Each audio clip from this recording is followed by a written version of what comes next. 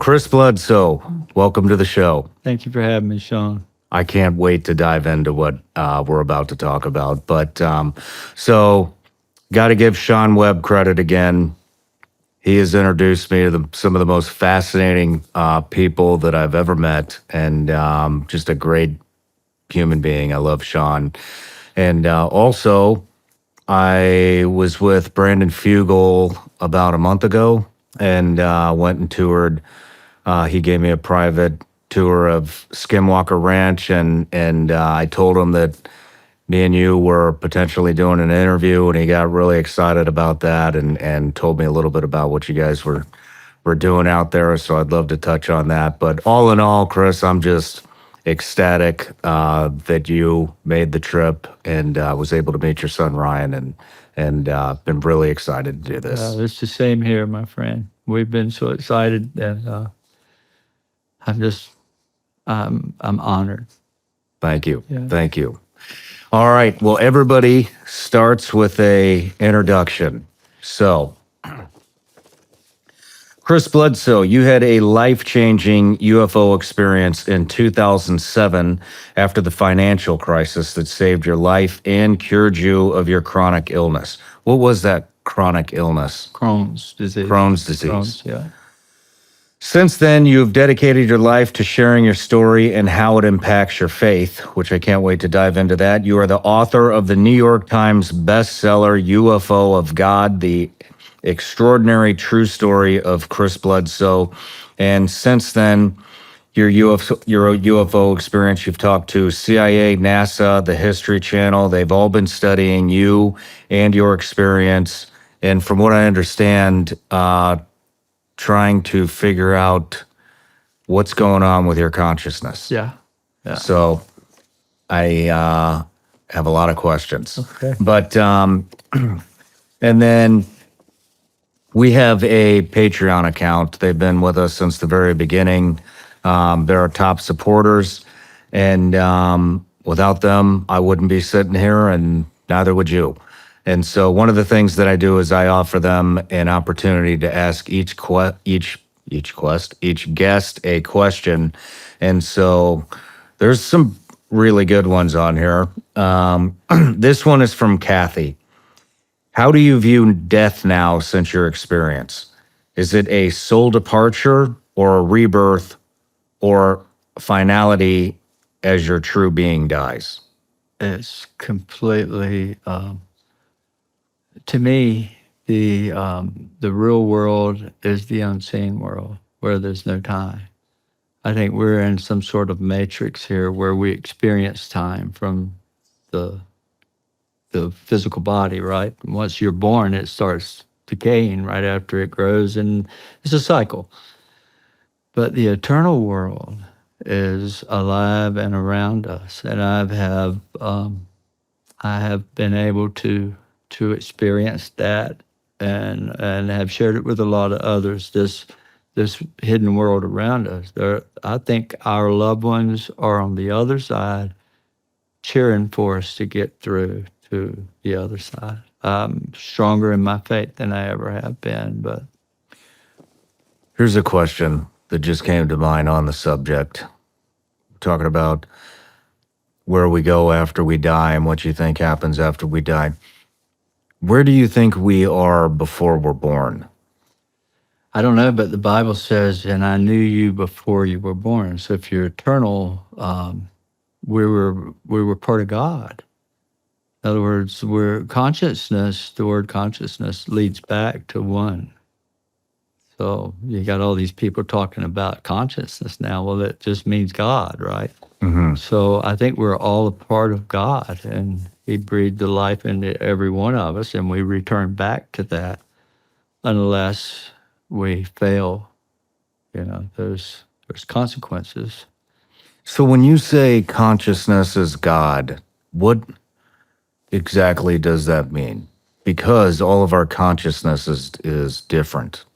We don't see eye to eye on things. We have different perceptions. Right. We view the world through different lenses. And so do you think consciousness is one big collective? I think it's like a wireless internet, basically. The all the information to every living thing is around us. In fact, I read studies from NASA, and I have a couple that are pretty interesting, where it talks about the green light that shines from the sun, the way it angles on Earth. The light is in the green spectrum, which is the color spectrum, the center. And in that green light is it affects this chemical called ADT, which is in all living things, hemoglobin in a human to plant life, chlorophyll. And when that light hits that chemical, it creates the energy which starts life. So something is telling every cell in your body what to do. You're not. Mm-hmm. And the grass and the trees and the bugs, it's all created by this field of information around us. And I think we're just receivers. That this is how we're able to remote view. This is how you're able to do a lot of that kind of stuff, because we can tap into it. This consciousness around us it's like a wireless network. Mm-hmm. So it's complex, and I'm just guessing, just like everybody. We speculate of what is real about, even God. We all speculate because we really don't know. Yeah. Right. Yeah. Were you, it's a personal question, but it sounds like the experience that you had in 2007, which we'll dive into here in just a couple minutes, it sounds like that really, I don't know if it made your faith stronger or just brought you to faith in general, but Stronger. strong. So you were always a Christian. I was, yeah. My wife's I was a deacon in the Pentecostal Holiness Church. So I was raised in the Baptist church. And I married my wife 42 years ago. Congratulations. And we're still in love and happy. And she said, "You're going to marry me. You're going to go to the church with me. You're not going to drink and all that." So I agreed. I was 20 years old, 21, and we got married. I joined the Pentecostal church. I became a deacon in the church. And then I ran into trouble when I had this experience with the UFO, and that created some problems for me. Interesting. Yeah. Interesting. Yeah. So did you come to faith because of your wife? You had to make a deal? No. Or was it always? No. When I was a little boy, my neighbors, I lived out in the country. I was born and raised on a farm, right? My dad was a carpenter. I worked in tobacco and hay, and sometimes on a dairy farm. My neighbor had one, but all the kids wanted to go to the local church. So we had a little 1700s church that was in the Civil War. It was a hospital. It's this old dirt driveway. It's still there, and all us kids wanted to go to church because that's where the only we could get together and have fun. And so I was deep rooted in the Baptist church until I married her, and I had to convert from Baptist to Pentecostal, which is different. I'd never seen speaking in tongues and walking on the tops of the pews and shouting and all that. But that's where I ended up, Pentecostal church. So I'm deep rooted in my faith. I know the Bible pretty good. But I see it differently now because Okay. I have seen something that changed my life. Were you into, before this experience, were you into UFOs or extraterrestrial life or any of that? Were you? No. Nothing? No. Back in those days, I was a builder. My dad, I'm actually a commercial pilot. That was my first love, was to be a pilot. I swore I wasn't going to be a carpenter. I wanted to be something different. So my wife encouraged me when we got married to get into flying, and I did. And I studied 12 years. I actually taught weather for pilots. I was certified college level. so that was my life until we had the third baby. And when the third baby come along, I had to make a decision. Do I become a dad that sees my kids 2 days a week and basically not a part of their lives, or do I want my children to love their dad? And so I changed my whole career to look after my children. Got into the building business. And along about 2001, the World Trade Center disaster happened. And when that happened, I was caught with 72 houses under construction. We're building 100 a year, 120 houses. My wife had the Remax company in Fayetteville, and she was, I think her last year, they closed $40 million worth of homes, new and existing. But when they crashed the World Trade Center, Fort Bragg went on big alert. You know, that's where I live, Fort Bragg. I work with the soldiers, this who buys the houses mostly.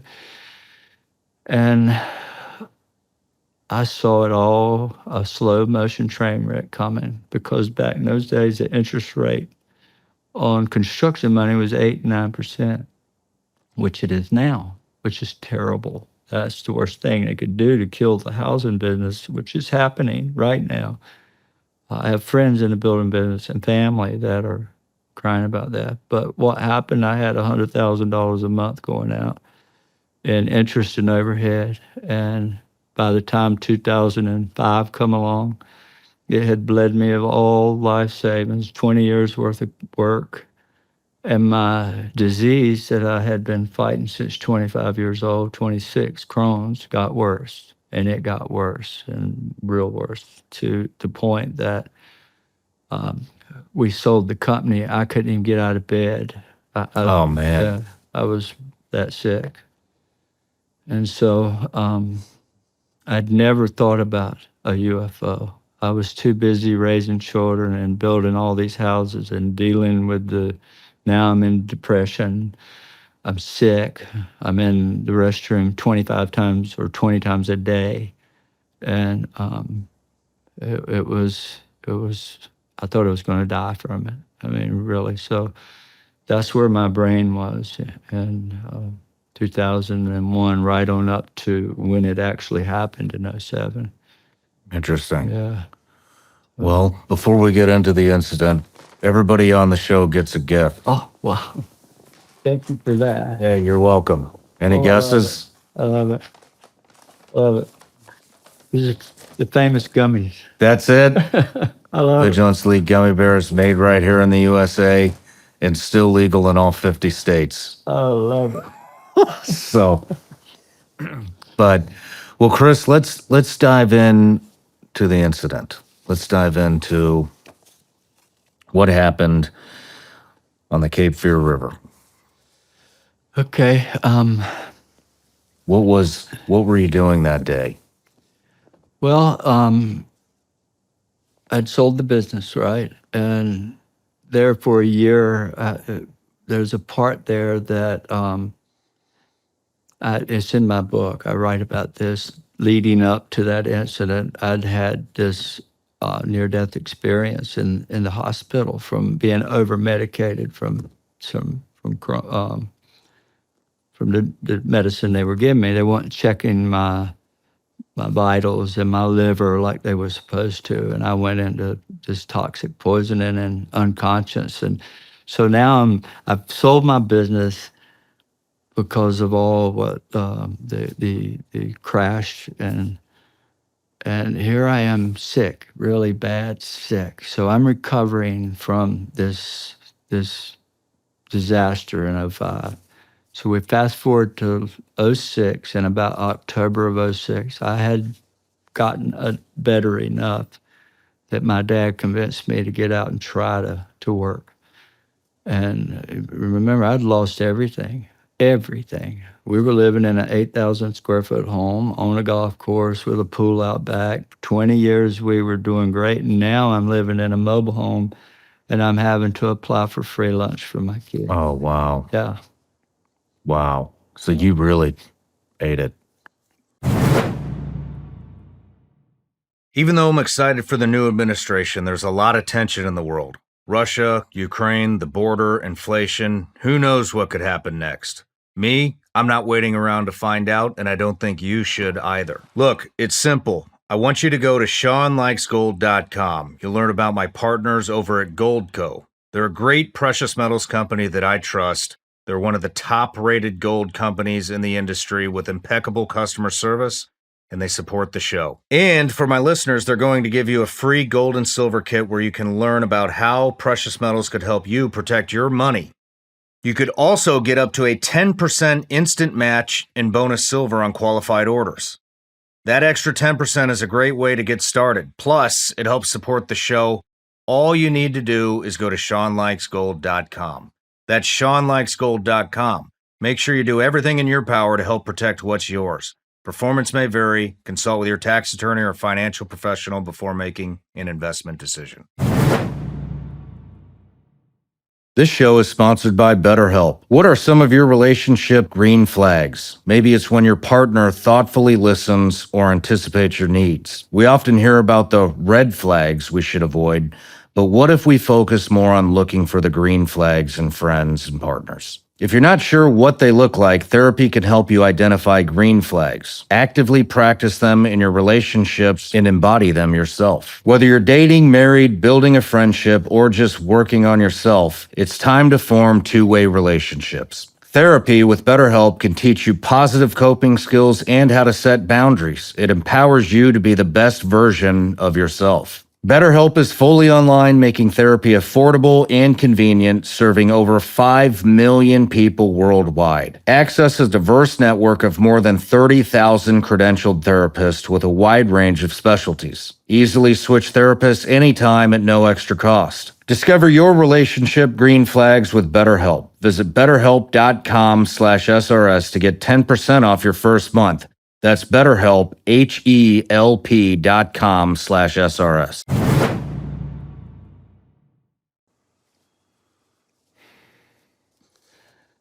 So, I looked after a house for Dad for about 4 months, late 2006, and it was finished up just before Christmas, but we had a punch list to do, so we all came back, and then right after the first, January the 1st,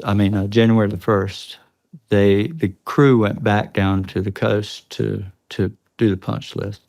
And I told them, I'm not coming. Just bring a check when you get done. So on the 7th, January the 8th of that year, they called me.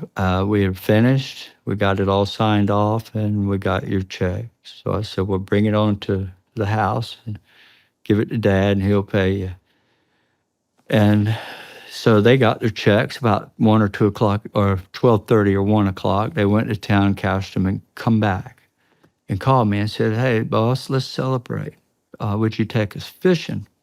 And I knew what that meant because these guys were just construction workers. They worked with my dad for years and years, but when they wanted to go fishing, that meant I had the only four-wheel drive truck, and where they wanted to go, we had to go down in the woods to a river bottom, right? And this is gnarly going down in there.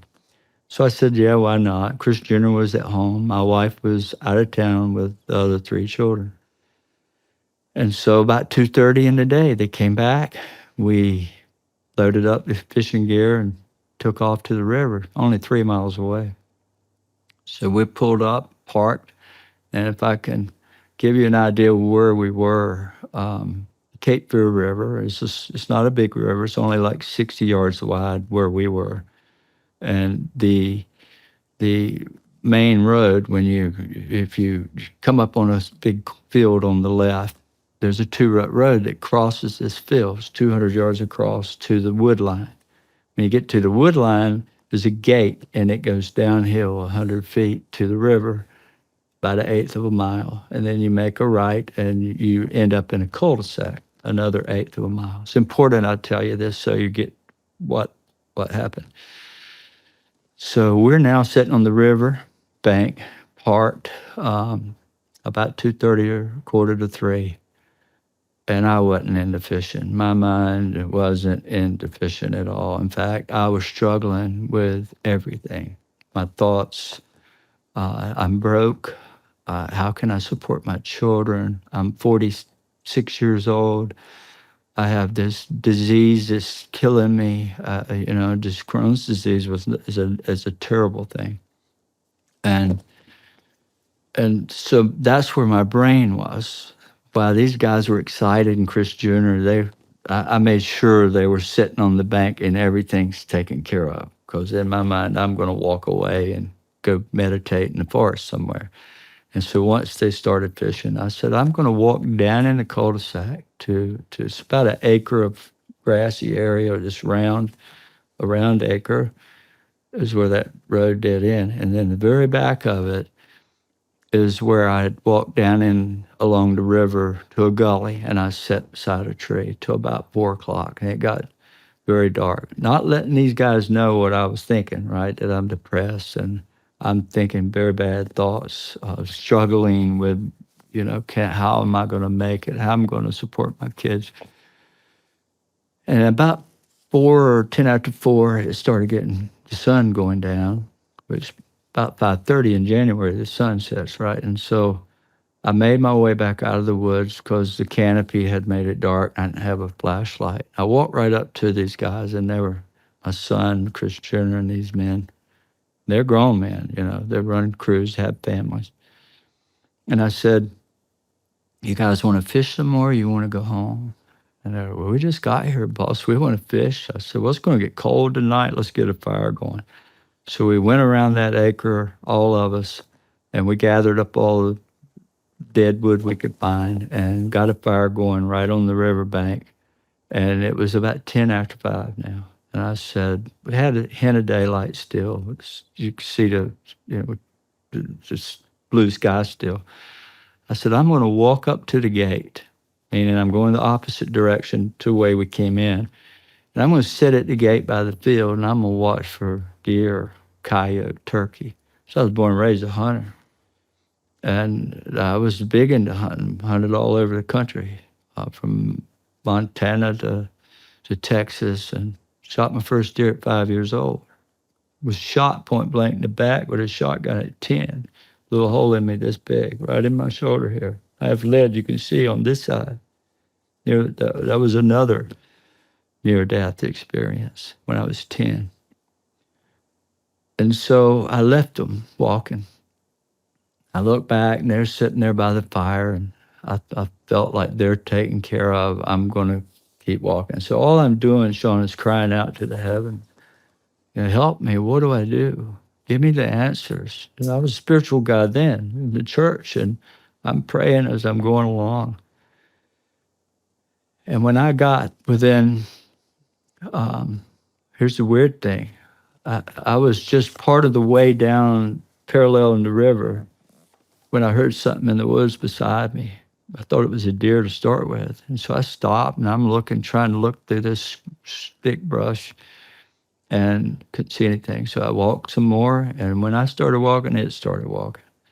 Scared me then. I don't never get scared in the woods. I mean, I'm in the Boone and Crockett record book for shooting one of the biggest black bears in North America.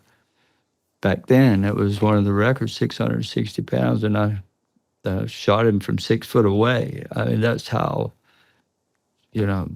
I wasn't afraid then. It was too quick to be afraid. He'd come out at me, but I got afraid. This sound started sounding like 2 feet. And so I stopped, and I got down on my knees, and I looked under the brush, because along the edges it's really thick. Once you get in the woods, it'll open up, right, because of the tree canopy. Never could see what that was. 3 times it had me to stop and to get down to see what was that tracking me. So when I got to the curve, or to the point where the road turned west and started up the hill, the sound stopped. And I'm looking up at a sky that I thought the sun was still about the top of the trees or so on. but I couldn't tell because I'm looking uphill at a metal gate, cattle gate at the top of that hill. And it's a long haul up there, about 100 feet to go up. And it's ruts, muddy ruts and grass, some places knee high. So I'm having to watch every step. And it's starting to get dark. And the closer I got to the top of that hill, I'm not hearing this in the woods beside me now. And I wanted to tell you that because it'll come back in the picture here in a second. I got about 30 feet from the top of that hill, and I began to see what I thought was the sun, the top of it, just the very top of it. And I walked over the horizon? Yeah, over just, I got a gate. I'm looking up at a gate, a metal gate. The road goes up, and I could see the sun just barely above that gate and the top of the trees, which when I first glanced at it, I didn't think much about it. I looked down to take another step because I didn't want to walk in the mud. And about 3 more steps up the hill, there it was in full view. And it was this blood red, tangerine orange ball of fire, about 40 or 50 feet around. And I was like, oh my God, what is that? I could see the flames going around it and the tips were shooting off. This thing's huge, like big, and it's only 300 yards away. It's just beyond the road and just at the top of the trees and sitting there. And it kind of frightened me a second, but I'm curious. I walked up 2 more steps, and when I did, now my field of view's gotten wider because I don't have the trees of the road. I'm looking up the chute now. I can see more, and there's a second one right beside it, and that's when chills came over me. So I couldn't explain it. I dropped to my knees because by doing that, I'm using the hill to hide from them. So I'd raised my head up, and I could see they were there. And I'm sitting here on the ground thinking, what in the world is this? I knew it wasn't nothing from this world or from the military. Because, I'm trained in that. In fact, I have military manuals that were given to me for, they used to get you to train on different types of aircraft, from Russian to, so that's been my world of aviation. So I automatically knew what I'm looking at wasn't a helicopter. It wasn't something of ours. So I'm hiding there, and I crawl over to the ditch into these reeds. Reeds are growing wetlands. And so I'm peeking through these reeds, thinking I'm hiding from what I'm seeing, not realizing they'd see me. And I start making my decision to run. I got to run because I'm thinking about Chris Jr. back behind me down the hill. I've gotten frightened. I sit there long enough that it really frightened me bad. So I made a plan to run, and I turned my body. I'm sitting on the ground on my knees hiding, right? So I raise up, and I turn my body to run. I'm in the motion to run. And I look back one more time. I got to see what's up there. And when I did, straight above me, a third one appeared and went, shot right down beside the other 2. And I knew it saw me. I knew I was on its radar. And that's a different feeling. Somebody can see a ball of light fly by. Oh my God, I saw a UFO. And that does something to you. But when you see it and it responds to you, and the way that did, I knew I felt like a rat, a lab rat, or I was, I'm in trouble. So the next thing I know, I'm about 50 yards from the fire, and I'm kind of walking through this mud, and I have no recollection of what happened coming down that hill. I only could remember the last 50 yards of it going up to the fire. These 3 men are standing there around the fire. They're no longer fishing. Fire's burned down to a little small fire. And they're looking down, talking. They couldn't see me coming because I didn't have a flashlight. And I'm coming out of the dark, but I could see them from the fire. And I snuck up on them, and I said, hey, guys, you won't believe what just happened. And the first thing, one said, where in the, and I'm not going to use the words they use, but where have you been? I said, I was just up at the hill. What do you mean? I told you I was going up to the field. They said, you've been going all night. I said, no, I haven't. I've been going 20 minutes. And we're arguing this, and I noticed Chris Jr.'s not there. And I told him, you won't believe what I just saw up top of that hill, these 3 balls of fire.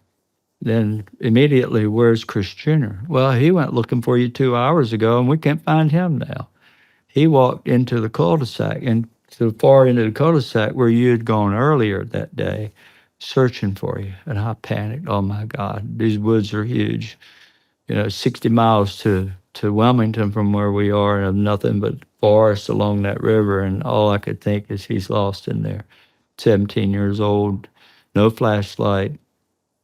And they're telling me that one stayed at the fire while the other 2 took my truck. And they even pointed out my truck had been moved from where I parked it.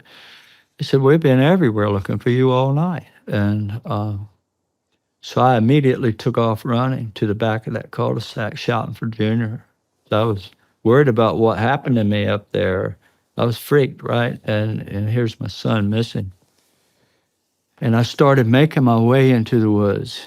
And around the edges of any field, especially where we live, it's real thick because it's just shrubbery, right? Same. And so I'm parting this stuff, and I'm calling out for Chris Jr., and I get about 10 feet in there, and I hear him.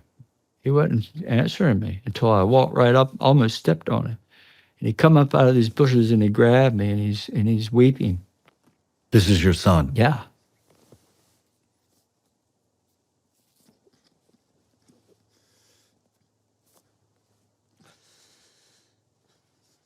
It's traumatic because of the struggle he had. And it wasn't because of that so much, it was after, right? It was a lot of trouble after that he went through. And we'll talk more about that in a second. But, to see your son in shock, eyes like this, shaking. So he's like, why did you leave me? What was your initial thought when you didn't- saw your son like that? What did you think happened? I was freaking out. I didn't want to tell him what had happened to me because he's talking out of he's saying things like, these creatures, Dad, these creatures, why did you leave me? Why did you leave me? I said, I didn't leave you, son. I've been gone but 20 minutes. He said, no, Daddy, you've been gone all night. And How old was he at the time? 17. He's just a baby. They're babies at that age. And so he began to tell me. I grabbed him. All he wanted to do was go home. He wanted to go home. He didn't want no more what happened to him. And so what happened was where he was at the back of that cul-de-sac, he could see all the way down parallel the river to the end where I made the turn and started up the hill. So it's a quarter mile he could see all the way down. And he's over there in the edge of the forest calling out for me while they're driving the truck. One guy sitting at the fire, and the fire is between, he's got to walk toward toward what he saw coming to get to the fire. So he sees these 2 red lights cross the road, and he thought they were flashlights, like military. I used to have a military flashlight that had a red on it, right? And you remember those. And so that was his first thought. There were somebody's walking with these red flashlights. So they crossed the road over to the riverside, disappeared. So he takes off and he runs back to the fire, and he tells these guys about these 2 lights he saw. And then he turns and he goes back to the back of that cul-de-sac, still calling for me. And about that time, these 2 red lights come back out of the riverside, back out in the road, and they start towards him. Now, these 2 balls of light, they look like this big, and they're floating 3 feet off the ground, coming all the way down that road. And as they got closer to him, he got scared, and he started hiding. So he lay down on his stomach and crawled backed up under the thickest shrubs. And they came up within 20 feet of him. And what he saw were these 2 little glowing beings that were yay high, probably 2.5, 3 feet tall, and they had these bright red eyes. And the whole time one was staring at him. He couldn't shout. He couldn't move. He was in such terror. He was frozen. And I don't know if they had the power to keep him from. He thought that they had that power over him. As long as they were looking at him, he couldn't speak. So he was gone a total of 2 hours. And I don't know how long exactly he was there with these little beings walking around him, but it put him in shock. And so I led him back to the fire, and these guys were freaked out too because they'd heard what happened. They didn't know what happened. They knew that I'd been gone all night, and Junior's talking about creatures, and I'm talking about balls of fire at the top of the hill. So these men starting to get spooked real bad. And one of the guys looks up and points, "Oh, look at that!" And when we all look up, and it looked like the brightest star, Venus, in the night sky, when it's just its brightest. It was 8 or 9 of these just appeared, and they just came on, and they went out away from one another, and they came back in a circle, and they made this big circle, and they were putting on a show. And then 3 of these things came all the way down and landed across the river, 60 yards to the other side of that river. They were up on the other side of it in a cut down. It had timbered the place out. So you can imagine pandemonium set in at that moment. We left out of there with fishing poles still there, coolers, everything we brought. We didn't even wait to touch it. And we jumped in that truck, and I'm taking off up through this muddy road, and one of the guys is beating on the back of my seat saying, "Go, go, go," and there's this red ball of light coming up behind us, following the truck. So undoubtedly it came out of the back of that cul-de-sac, was still in there, and was coming up behind the truck. They were screaming to the top of their lungs. But the weird thing is, Shawn, I was like numb to it. I wasn't afraid. I'd lost all fear from where I was when it appeared on the top of that hill to now I'm not afraid. So we make the turn and we start up that hill, and I'm going so hard with that Ford truck up that hill, and it's wallowing in the ruts, and the shrubs on either side of brushing the mirrors. I was down in the swamp. And when I crossed the top of that hill, that gate, it was almost like, I liken it to an old Streets of San Francisco movie where the cars would jump when they go over the hills. We almost went airborne. That's how fast we were trying to depart that place. But when we topped that hill, those 3 orange orbs, 2 of them were still in the exact same spot. Are you serious? Yeah. Now we got 3 40-foot balls of white light on the riverbank behind us, and an orb, which I know what it was. It was one of those beings. Their eyes from a distance looked like a little ball of light. You can't really tell.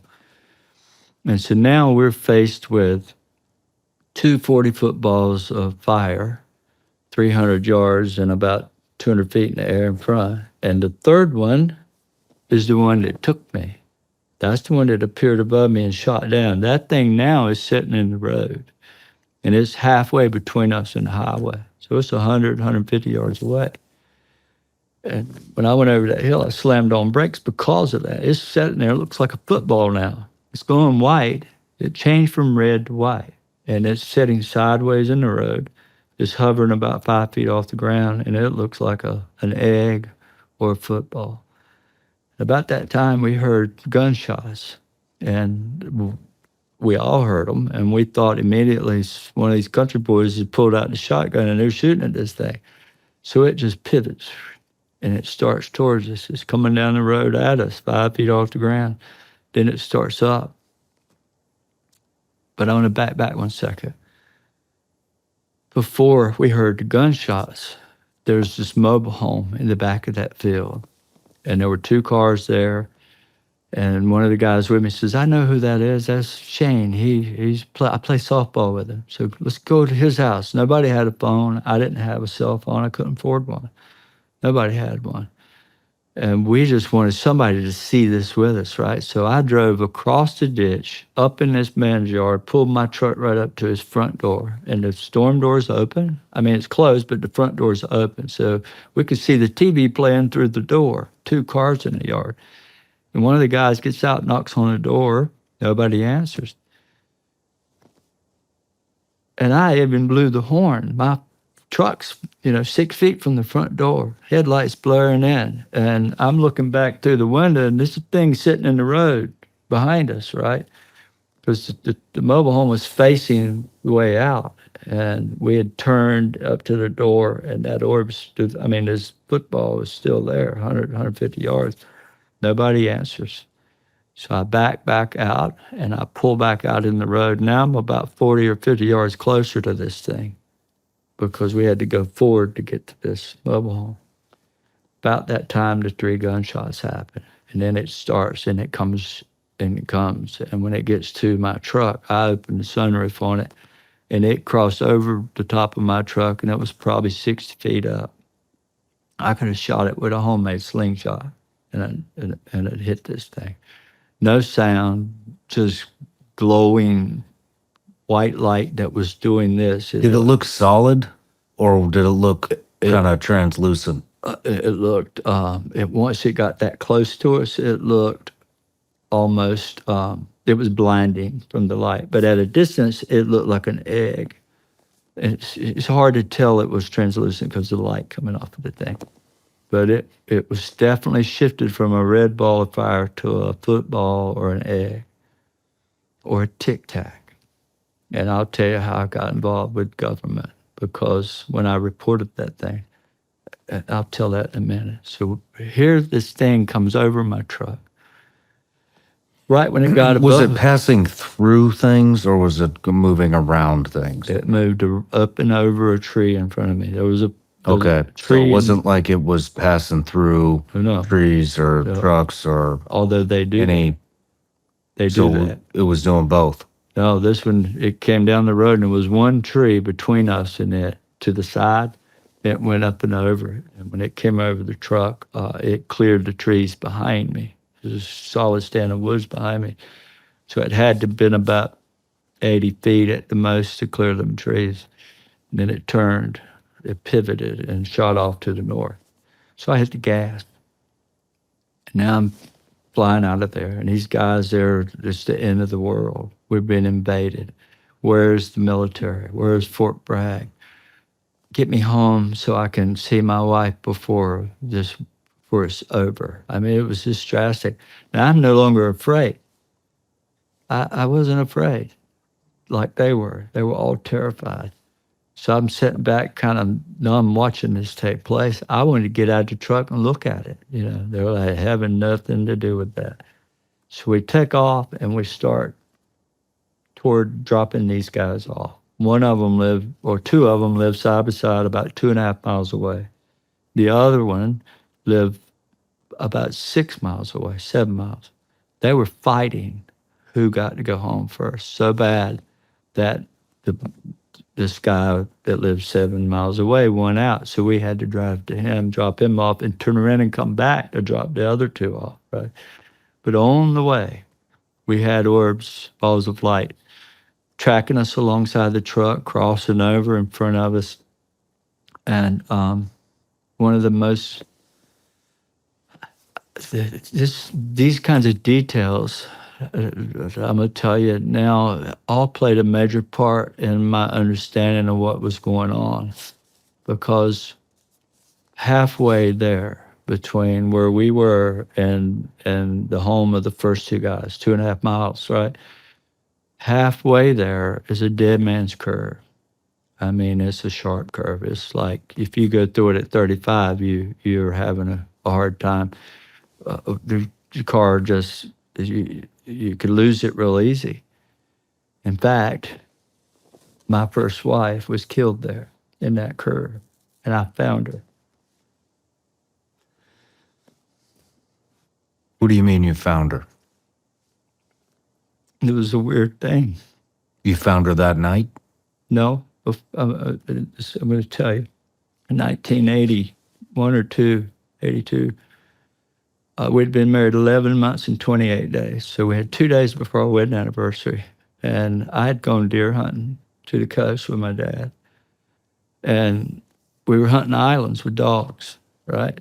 And my neighbor, friend, growing up, we had a hunting club out in the middle of nowhere on 4,000 acres of land. Dad had it for 25 years, and that's where all the young kids would go and party on Friday night or Saturday night. They'd have a keg party or whatever, and I'd go hunting, and they all called me, "You got to come to the party." And so my wife said, "I'll meet you there." She went to the party. I got home about 8 o'clock from the coast, got dressed, and took off down to the party. And she had left the party and went through that curve too fast and rolled into somebody's front yard. Are you looking for a voice that truly represents your values? Meet AMAC, the Association of Mature American Citizens, founded in 2007. AMAC was created to champion the needs of Americans who believe in faith, family, and freedom. Today, AMAC is over 2 million members strong and growing. The mission is simple but powerful: to protect the interests of all freedom-loving Americans, advocate for common sense policies, and offer incredible member benefits, including the award-winning AMAC magazine.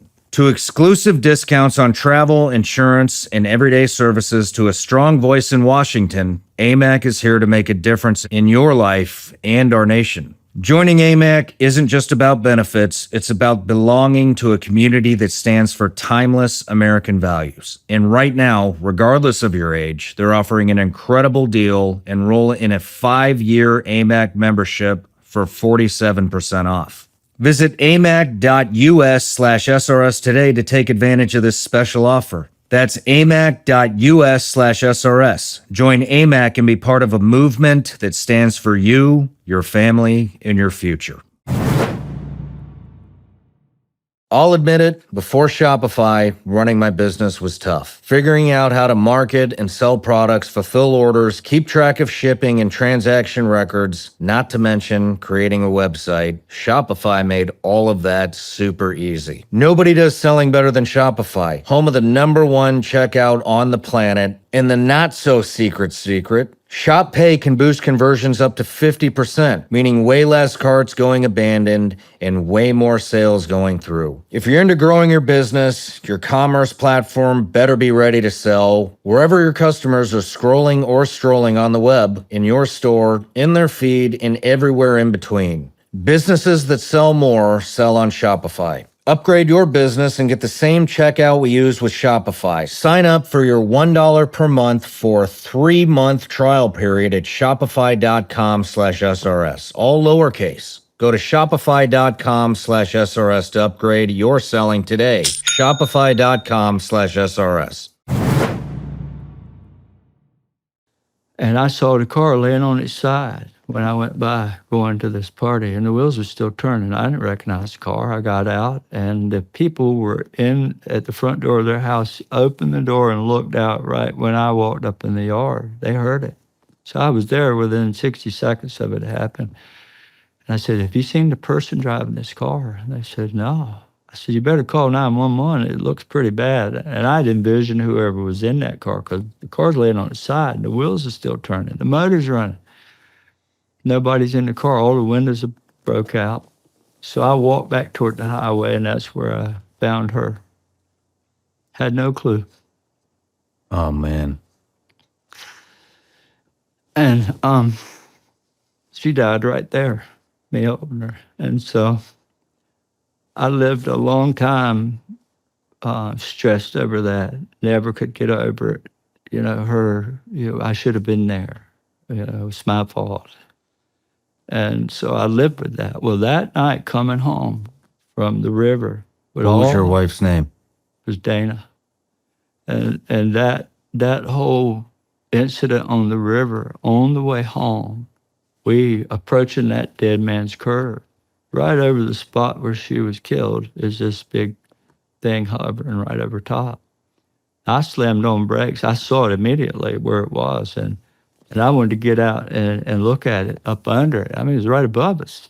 It was just above this big high tension power line. Well, they were fighting me bad. They're not having none of this. But what I wanted to say was that at that moment, it spoke to me telepathically or whatever, and said, "You need to not worry about her. She's in good hands." And so I take these guys on home, right? I never told them this, what happened. I only wrote about it years later. But that's when I got peace from the whole incident after 15 or 25, 30 years, or 20 years at least. I can't do the math. It was in 2007. We were married in 82. I finally got peace from that. Everybody's terrorized by UFOs, orbs, fire, lights. And I'm thinking about this relief from what. So I'm in a different world from them now, right? And I still don't know what happened to me. I had no clue what happened for 4 hours. Couldn't believe it. So I dropped these guys off. Chris Jenner and I head back home. Now I'm worried about him. He's panicked. He's going through the house, locking it down. Every room, he'd close the door and lock it, even the bathroom, and he'd turn the lights on and run up, shut the blind, turn all the lights and lock the door. I'm in my study looking on TV to try to find news. You know, there's an invasion happening. We just knew this. And it was crickets. I couldn't find anything. So Jenner finally comes to the room and says, have you found anything? I said, no, son. And then about that time, we hear something come over the house with this humming noise. I thought it was a helicopter because it was coming from Bragg's direction, which is only, 20, 15 miles from me, from the base, 20 miles. And it's heading exactly towards the river. And suddenly, once it goes out of hearing, every dog in our kennel started barking. Now, my dad raised dogs all his life. He had 100 at the time when I'm growing up, and even then he had 15 hounds in that kennel. And these old hounds got a loud mouth, right, and they're barking as loud as they can. And what it sounded like was they were afraid. Dogs can bark different sounds, and anybody knows hunting knows what a dog's saying. I knew they were scared. They were seeing something. They didn't know what it was. I said, Jenner, only thing I could think of is where Dad's kennel was is in the forest behind his house, back in the head of woods, and he had a double car separate garage next to the kennel, so the dogs could see the kennel. I thought somebody had come from the road and was breaking into his shop, and the dogs saw. And that was what was going on in my head. And Jenner was like, we're not going out there. I said, Dad, Jenner, we won't use a flashlight. We'll sneak down in there and we use Rosie. I had a 110-pound Chesapeake Bay retriever sitting on the back steps, and her hair was standing up. She's watching towards the kennel in the woods. And this awful racket, right? And I finally convinced him to go with me or stay, whichever he wanted. And he was scared to be by himself. So he grabbed me by the back of the shirt, and I'm walking real slow. I walked out the door, and Rosie took off toward the kennel, ran out of sight. We walked across the lawn to a two-rut road, went down in the woods, got to the back of that kennel. And now all these dogs, and imagine they're very loud, and we're standing there looking at 15 hounds in a kennel, barking as hard as they can towards the woods in the back. Oh, this is weird. These dogs should be looking toward the garage. And I'm whispering to Jenner, and Rosie's right there in front of us, pointing in the woods, her hair standing up, barking every breath. I said, Jenner, it must be a bear. Dogs not scared of deer, but they will do this on a bear sometimes. There's a scent, they get scared. So I said, I'm going to put Rosie in on whatever's in there, and she'll run them out. We're going to run back to the yard and go to the back of the property. We made a plan, and we're going to hide behind this giant oak tree and hope we can cut her off before she runs through. So As soon as I bumped her on the butt, she jumped in the woods, and Jenner and I took off running. We had to go to the end of that road, make a left in the yard, and go to about 400 feet, 500 feet. There's a big yard, 6 acres there, to cut whatever's in there off. And I just knew it would be a bear or deer or something. So when I made the left turn, the grass was a little, now we got frost, right? It was cold that night. We're talking about 11 o'clock now. He pulled a loose from me. So I thought I had just pulled away from him when I slipped a little bit. But what happened was he had had enough. He took a right, went back to the house. He's in the back. I didn't know that, though. And I'm running to the back hard as I can. Ran up to this big tree, and I ran so hard, I was trying to be quiet, and I'm trying to catch my breath, so I'm panting, trying to be quiet with it, right? And I've stopped myself against the tree. And so I turned around after about a few seconds of stopping and panting. Dog's coming straight at me. He's coming through the forest. And I looked back to see if Chris Jenner was going to come up. And when I did, there was the same thing he described on the river, this little glowing being about yay tall with glowing red eyes. And it was glowing the color of the moon. It looked like a child. It looked like a 4-year-old child, about that size. Didn't look like a gray alien or none of that, what people report. It looked like a glowing little child. But the details are shiny. This thing was glassy. It was gleaming. The body looked like it had glass on it. And about that time, when I turned back and saw it, it frightened me so bad that my hair stood up. Every cell in my body went, oh my God, I'm dead. So I went toward the trees to turn around instead of where I was standing, because I didn't want to get no closer to it. So I leaned into the tree, and I turned and put my back to the tree, and I said, I surrender. I don't mean you harm. And it said to me in this thunderous voice, it said, you don't understand.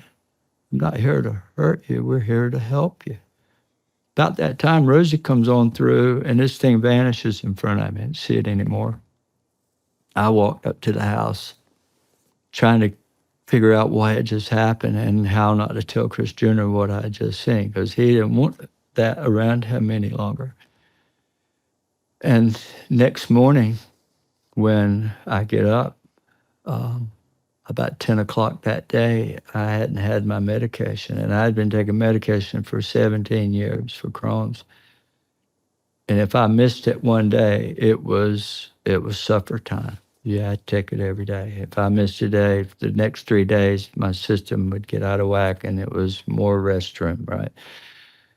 And I didn't feel the normal sickness that I normally have. I didn't feel the nausea. I didn't feel any of it. And I thought, this is weird. You know, I've been living with this every day, and now I don't feel it. And from that point forward, I never had another symptoms of Crohn's disease. It was completely gone. I've been to Chapel Hill University. I've had specialists check me out from top to bottom, and there's no marker for Crohn's being there. And see, I come down with rheumatoid years later, 2009. And I've been treated since then for rheumatoid arthritis. And they thought it was the Crohn's that had come back. But it wasn't. The Crohn's didn't come back as rheumatoid. There's no marker there. And RA was a different story. But long story short, that was the end of the January 7th initial encounter. Walking back to that house and trying to get my son settled down from the shock that he'd been through. And now I'm in shock basically myself, but not because of seeing this stuff and trying to process it is not natural. It's not normal. What was your first conversation with your son afterwards? I told him, I said, son, I believe they're angels. He said, no, Daddy, they had to be, no, he couldn't even get it out. They were demonic entities. I said, no, they weren't, son, they were angels. They healed me. So we battled that for months. And here's the thing, it never left me. I mean, it never left. And to this day, it's still with me. And I mean, stronger today than it was back then. This is why the government has studied me. They've studied me more than any human in existence. From DIA, CIA, DOD, the Ministry of Defense in England, the CIA. Jim Semivan wrote the foreword to my book. He's the director of operations for the CIA. John Alexander wrote the foreword or introduction. They both shared in right. So we went through the longest time trying to convince him, I did, that it was positive, and it got worse for him, because from that point forward, this is where I want to say, if I could say this word, this is where hell set in for me, because I'm telling everybody. They put it in my head that night that I had to tell the world. So I compared myself to Richard Dreyfuss on Close Encounters of the Third Kind, where he was making the mashed potato Devil's Tower on his table. He could see it. He was completely obsessed with this phenomenon. And I was as well. All I wanted to do is tell everybody. Well, that was the worst thing I did, because now the church comes down on me. You're playing with demons. It's got to be demonic entities. I'm like, no, it's not. Who was the first person you told? Probably my wife. She came home a couple of days later. She'd been gone, and of course we'd called her and all. But she goes, and let me say, her family are they brought the Pentecostal movement to North Carolina. They went to California. They were at Azusa Street, her, ancestors. They brought it back to Falcon, North Carolina, built orphanage. So I had the weight of the whole conference on me, not just some local church down the street. So there was a lot of power there. And other churches, to local churches, my mother, my very religious lady, all at that time, they all automatically resorted to it's the devil, it's demonic, And I'm saying, but they healed me, and that wasn't what I experienced. And it got so bad that they tried to take my children from me. They wanted to divide my family. They were telling my kids that I'm playing with the devil. Mm-hmm. He's going to ruin them children. Somebody called social services on me. I had to deal with that, with the government, to try to just to keep my kids, right? And so, yeah, that started a really hard time. You had mentioned that the third object that appeared seemed to know your thoughts. It does. What exactly does that mean? These things can read your mind. They're connected to our thoughts. This is why one thing I can promise you, if you're a God-fearing man and you know the Bible, one thing that the church knows is they always preach. You hear it all the time. Only God can read your thoughts. Only heaven, not that the devil can't read your thoughts, right? So this is something taught to all Christians from early on. The devil can whisper in your ear, but he can't read your mind. Well, they read your mind, and they know they're connected to us. They're connected to our thoughts. They know your heart. They know your intentions. And somehow or another, Shawn, they have the ability to stop the timeline, to manifest things, to make things happen, and to I've seen it 1,000 times. People come to see the phenomenon with me. I've had many as 75 with me at the time, and it appears.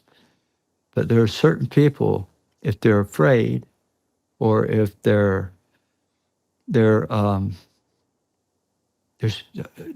they're skeptical, I can tell you, skeptical people about this phenomenon will never see anything. they're left out. Because if they know your free will, they don't want to change your, go against your free will.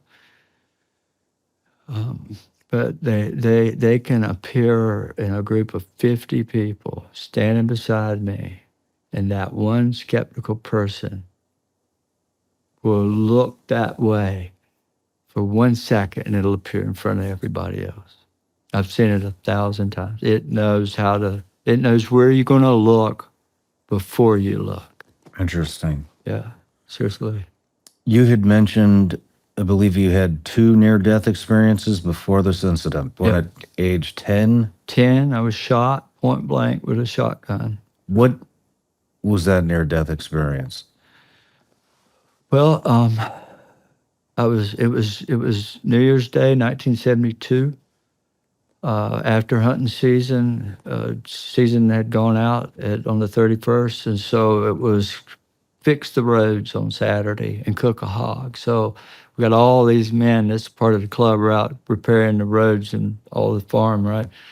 And my grandfather and the farmer that owned the land was at the club tending to the hog on the cooker. So myself at 10 and my best friend and my first cousin grabbed a shotgun, took off about a mile away, 3/4 of a mile. We walked to the back of a cornfield and we spread out and we were going to shoot doves, right? It was dove season. And this bird came over, my neighbor, he shot at it, missed it, came right over, and I shot it, and it turned and it went away and landed in the woods. I knew I'd hit it. So I took off across the field walking, double-barrel shotgun in my hand. I walked up to the edge of the woods, and I saw him in there in a pile of briars fluttering around.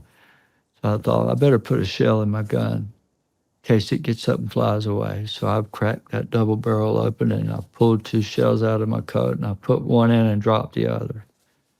Did not know that my friend wanted to claim that he shot the bird, right? And he ran across the field behind me. I didn't know he was there. Ran up right behind me, and when I reached over to pick that shell up, he was going to shoot over me. He'd shoot that bird and claim. Kids, when I stood up, it hit me right square right here in the shoulder, blew a hole this big. I have a scar that big on my back. Now imagine a 10-year-old. I was only this tall. Mm-hmm. It felt like a sledgehammer hit me. It drove me about 10 feet forward and face down in the forest. And the first thing, I felt blood running everywhere. And I said, why did you shoot me? And now my cousin's coming across the field, and they're fighting. They're screaming at one another, go get help. He's my cousin. I'm staying with him. He's my best friend. I'm going to stay. That's what they were doing. I'm laying there bleeding to death. And so the farmer heard them fighting, and here he comes down that cornfield in an old pickup truck. It was blue and white Ford from the 60s. And he runs in the woods, picks me up like a sack of potatoes and threw me in his truck. Oh, took me to the hospital. Next thing I know, I'm up in space looking down from way up high. I could see the earth getting smaller and smaller and smaller. And then I wake up, and I'm out of surgery, and I'm in an X-ray room. Back then, I had so much lead in me from birdshot that I still have 17 pieces in here. You can see it on this side, all in this shoulder and this front. And I set the airport X-ray machine off. They'll pat me down most every time I go through because of that. But all I remember is seeing the earth from above and being out of my body in total peace. I wasn't cold. I wasn't afraid. I was just at a marvel of looking at all this. And then when I came back to, there's my mom looking through the window crying. What about what was the other one? You had too much medication for the Crohn's disease? Well, I'll tell you what they did. And this is in the book. There's a whole lot in this book I've not covered. I've glossed over. along about 2004, my Crohn's was so bad. I mean, it was in bad shape. And I was in such depression because I had lost $19 million in savings and net worth, gone. I've sold every apartment building or house I had, rentals. I had a lot of them just to pay interest. And we sold the business to a really big builder from North Carolina that builds 1,500 homes a year. And my doctor is treating me. He's like, you know, he would just hug me and cry with me. So we'd been friends forever. And he said, I'm sorry for getting emotional here.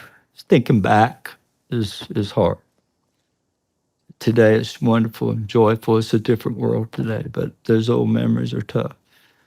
But he said, look, there's a new study out. There's this antidepressant medicine called Paxil that's supposed to show help for Crohn's because stomach problems are exacerbated from stress. The more you worry, the worse it gets.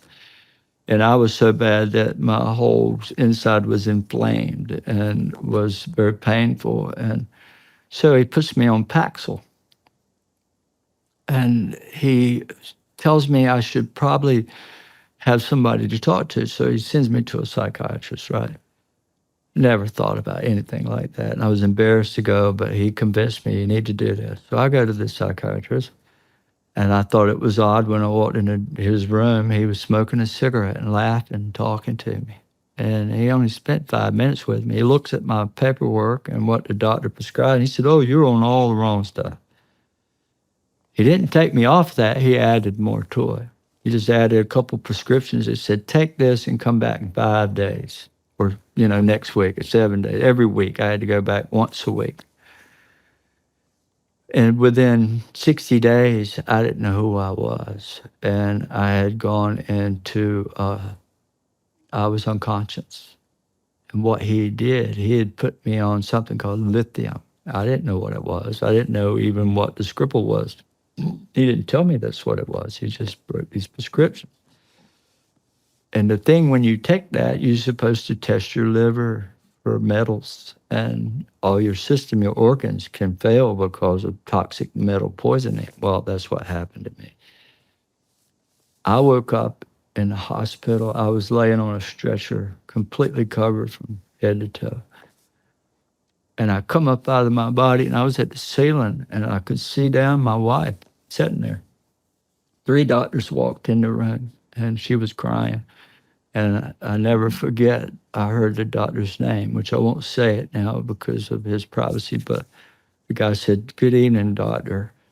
This is the 113th patient that this physician has injured or put in the hospital.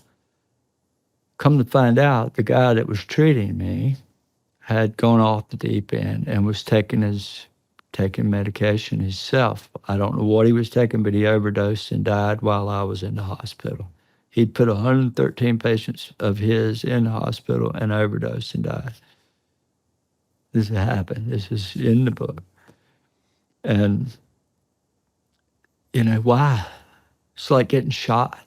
I didn't want that. I didn't ask for it. It just happened. And now here it is, somebody else is poisoned me, or it was always, it just seems like everything that's happened to me has been out of my hands. I mean, there's a lot in this book that I've been through, from 3rd-degree burns, catching on fire when I was 2 years old. I had big scars up my legs to a brand new Trans Am in 79, blew up 2,000 miles in the radiator. It overheated and the radiator exploded and put me in the hospital with 3rd-degree burns from my neck out to this arm. I had skin grafts.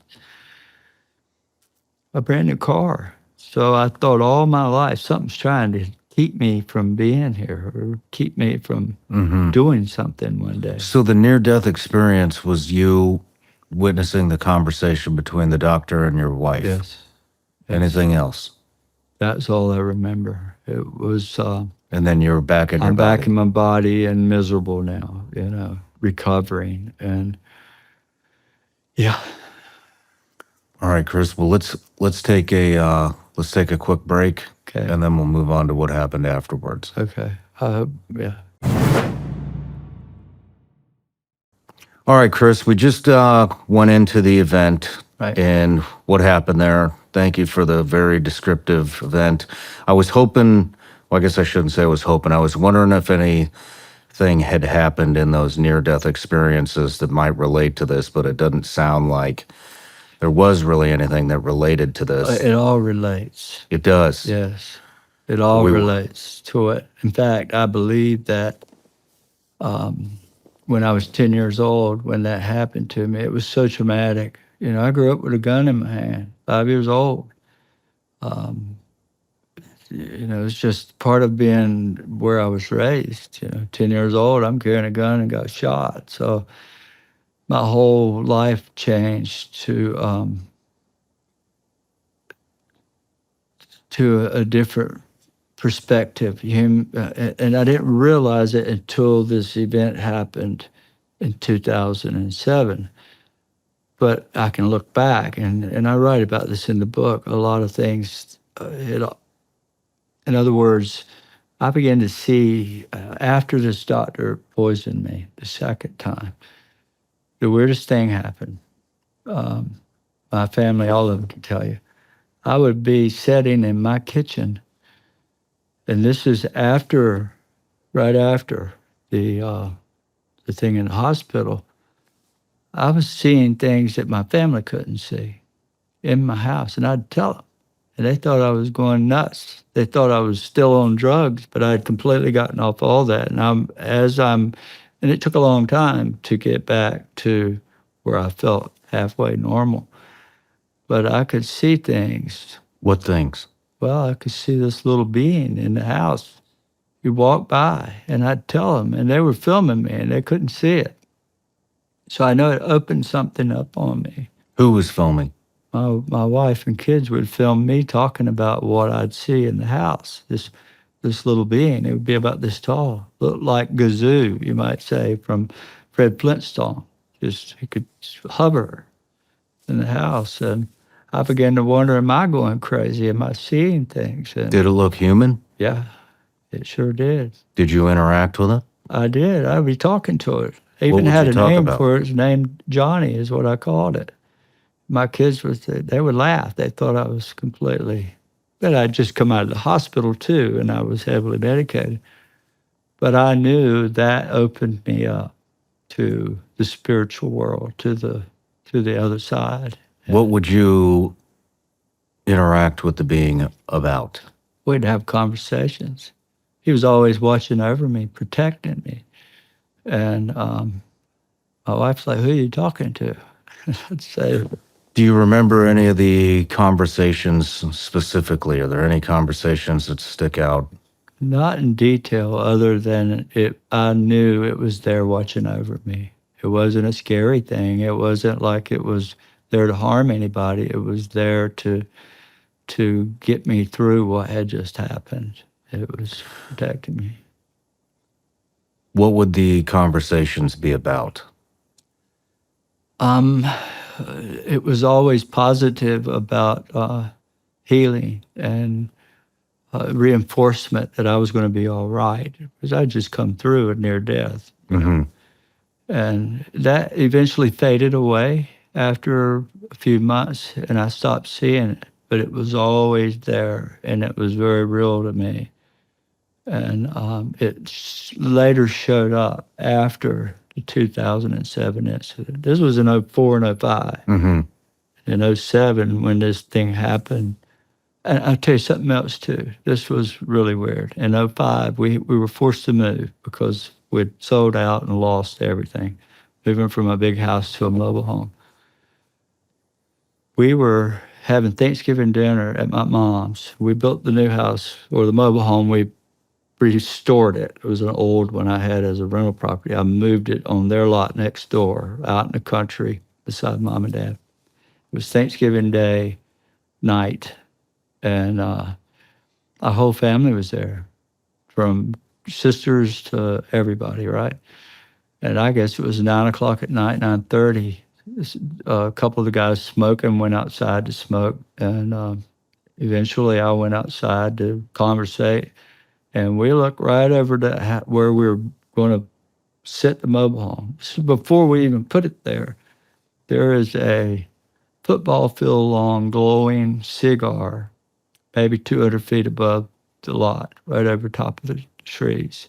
And it was barely moving. And my kids, myself, my mother, all of us watched it. You could walk beside it. It was so slow, no sound. And it really didn't register with me at that time. But that was before the river event. So with the being, how would it converse back with you? Well, the first couple of times was I could hear it audible speaking, but it didn't move its mouth. It's like you could hear it. Was And it English? Yeah, very deep voice, very loud. But now today it's more telepathic. It's images. And we've proven that on television, on the History Channel, that's my brain is communicating with this phenomenon. And What could you be a little more descriptive of what the being looked like? Yeah, it looked like a 4-year-old child. A 4-year-old? 4-year-old, about like a 3-4-year-old, a little toddler, not much more than 3 feet tall, glowing softly like the color of the moon, with these red eyes, and it had a triangle shape underneath it. It was glowing, gleaming from head to toe. It had this triangle on its chest right here. And that turned out to be a pretty big symbol for some people in the government. What is that symbol? Well, there's one right here from NASA. That's a triangle on that pin. Wonder how I got that. They were the first ones to come wanting to know about that little being with the triangle on its chest. Interesting. Yeah. Did it wear clothing? It was gleaming so bright, it had something on, but it looked like the outer layer of it was just glossy, gleaming, brilliant. And there's a description that Daniel gave in chapter 10 in the Bible where he describes an angelic being, that his encounter, and he says that its body was gleaming like topaz, and it had torches, fire, red glowing eyes. This is Daniel's description straight out of the Bible. And it was given to me by scholars to read. Interesting. Yeah. Interesting. How many times, I mean, man, I've got a lot of questions. How many interactions a day would you have with this? With Well, like I Johnny? say, today is more than ever. Today it's gotten to where, let's say at that time back then, after it happened, after the initial encounter and all my kids come home, and I'm being told not to talk about it because it was scary, and they had my wife believing it's demonic. And for a long time, which is understandable when you're raised in the church, they all say this is demonic. Well, They don't know. They have no clue. Nobody does. I'm telling you, not even the Pope. They don't know. Everybody imagines what's out there, speculates. But until you see it and you interact with it, you're speculating, you're questioning. But it immediately followed me home, and these orbs would appear, a ball of light, flash, and out steps these shadowy figures, and they would walk through the house and walk through walls. It looked like a human, same size and all. This is before? No, this is right after the event, 2007. Let's just keep it before the event for right now. Okay. And so, did it have hair? I didn't see any hair. It's just so much gleaming there. It's hard to get the detail, the brightness of this thing standing 4 feet away. I could see its eyes because they were red, right, and they were glowing, and this triangle shape. I actually drew it and painted it in 2009. But they did this little glowing, glowing little entities that, And these are the same type of eyes that you saw at the river. yes, yes. It's what my son described. Now, the being that I was telling you about when I come out of the hospital for a few months there, I kept seeing this little being. It didn't have red eyes. It looked like a person, a little small person, but it floated about. And Okay, that's what I was referencing. Right. So Johnny, Johnny, he looked like a little person. Just a little, and he had a triangle. no, the one in the river that scared Chris Jr. in 2007, the one that night that I saw, didn't look like Johnny. Johnny looked Okay. just looked like this glowing, so bright that the detail is hard to describe. So I'm talking about Johnny. Right. So Johnny was not glowing. Nope. It looked like a small person, but it didn't look. Could you differentiate between a regular 3-year-old, 4-year-old child and this? Yes, because it seemed to be grown or an adult, but small. It spoke like an adult. It interacted with me like an adult. But that didn't last long. This is after all this medication the doctor put me on. So what did you think that was? I thought it was a guardian angel. Right away, you Yeah. thought it was a guardian angel. Yeah, that's And what the I thought. entire family said that it was demonic. Not then. They didn't say anything. They just were listening and filming. This was in '05. What were they filming? Me. They were recording. Interacting me. with? Interacting, yeah. So can I have access to any of that film? I'd have to get my wife to dig it up, but she has a lot of stuff she recorded. All my kids, after the event on the river. So what do those films look like? Does that look like you interacting with thin air? Well, yes, probably some of them. Yeah, I'm sure. Yeah. I would love to get some of that footage if possible and I will see. insert it. I will see if she can do that. How many? Ryan, sorry, you're now on the Shawn Ryan show. Have you seen these films? Well, I was there. What did it look like? What does it look like to see your dad interacting with thin air? Well, I was 10 years old, so I understood it the way that my mother explained it to me, which was that he was, going off the deep end. So we just thought it was funny. Like, oh, he's on medicine. He's an Hallucinating. imaginary friend. And I don't know. You can't really understand what's happening when you're 10. So I just kind of laughed, They all thought I was nuts, and rightly I had been over medicated and still, but that medication opened me up to something that 2 years later came out of the sky and took me. Mm-hmm. We'll get there. Yeah. What about this being made you think that it was a guardian angel and that it had your best interest? The way it was talking to me, it was there. It'd tell me it was there to protect me. It was watching over me, and that I was going to be fine. I'd just come through a hard time in life, and I'm still sick. I'm still with Crohn's. I'm still really bad shape, and then got shot with shot with a gun with this medication, and I'm still sick, and now I've got this to deal with, and yeah. Did you ever try to make contact, like physically touch?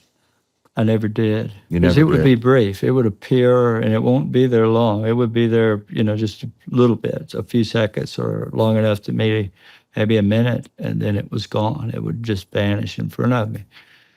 And they all thought, and rightly so, that I had lost my mind, and no, this just didn't happen.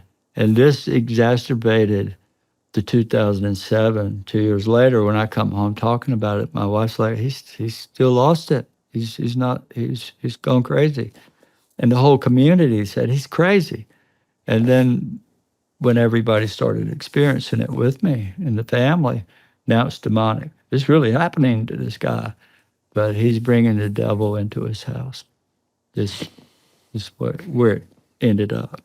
When did it disappear for good before the incident?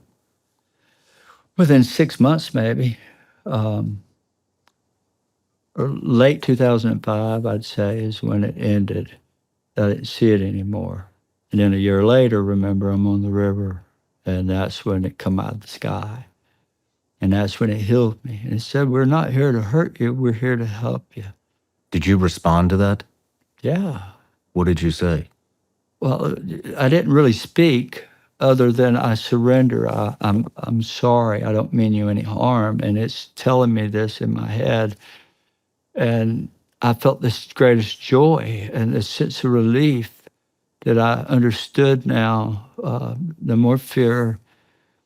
And that's why immediately when I reported it, I knew it was these same angelic beings, but it didn't look like this little being I'd seen 2 years prior. But I related it all in the same thing. You know, there's a lot of different things that can appear around you. It can appear any way it wants to. So after the incident, when you described this to your family, did they put two and two together that this has happened, not this exact thing, but Well, yeah. that you had been in contact with some type of being before?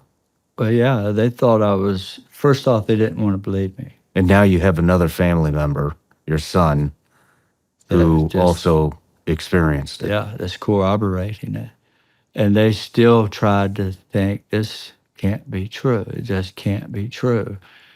And that's what was making me so emotional about Chris Jr. He struggled so hard. And he comes home telling what he saw, and nobody wanted to believe him. They're just like, he's crazy like his dad. Right? Yeah, I run a $18 million, $20 million a year company. And I went through a terrible time with sickness and a doctor, and I come out the other side, and now I'm crazy, right? This guy's crazy. And so the whole community basically started mocking my family. And this is after the 07 incident. And it turned into 5 years of what I call in the book 5 years of darkness, from 27 to 2012. And when that 2012 came, everything changed. Who did you contact about this incident with afterwards? Well, I didn't for the first 10 months because of me. When I came home and I was told this, immediately my wife trying to keep peace in the family and her little whole world right now.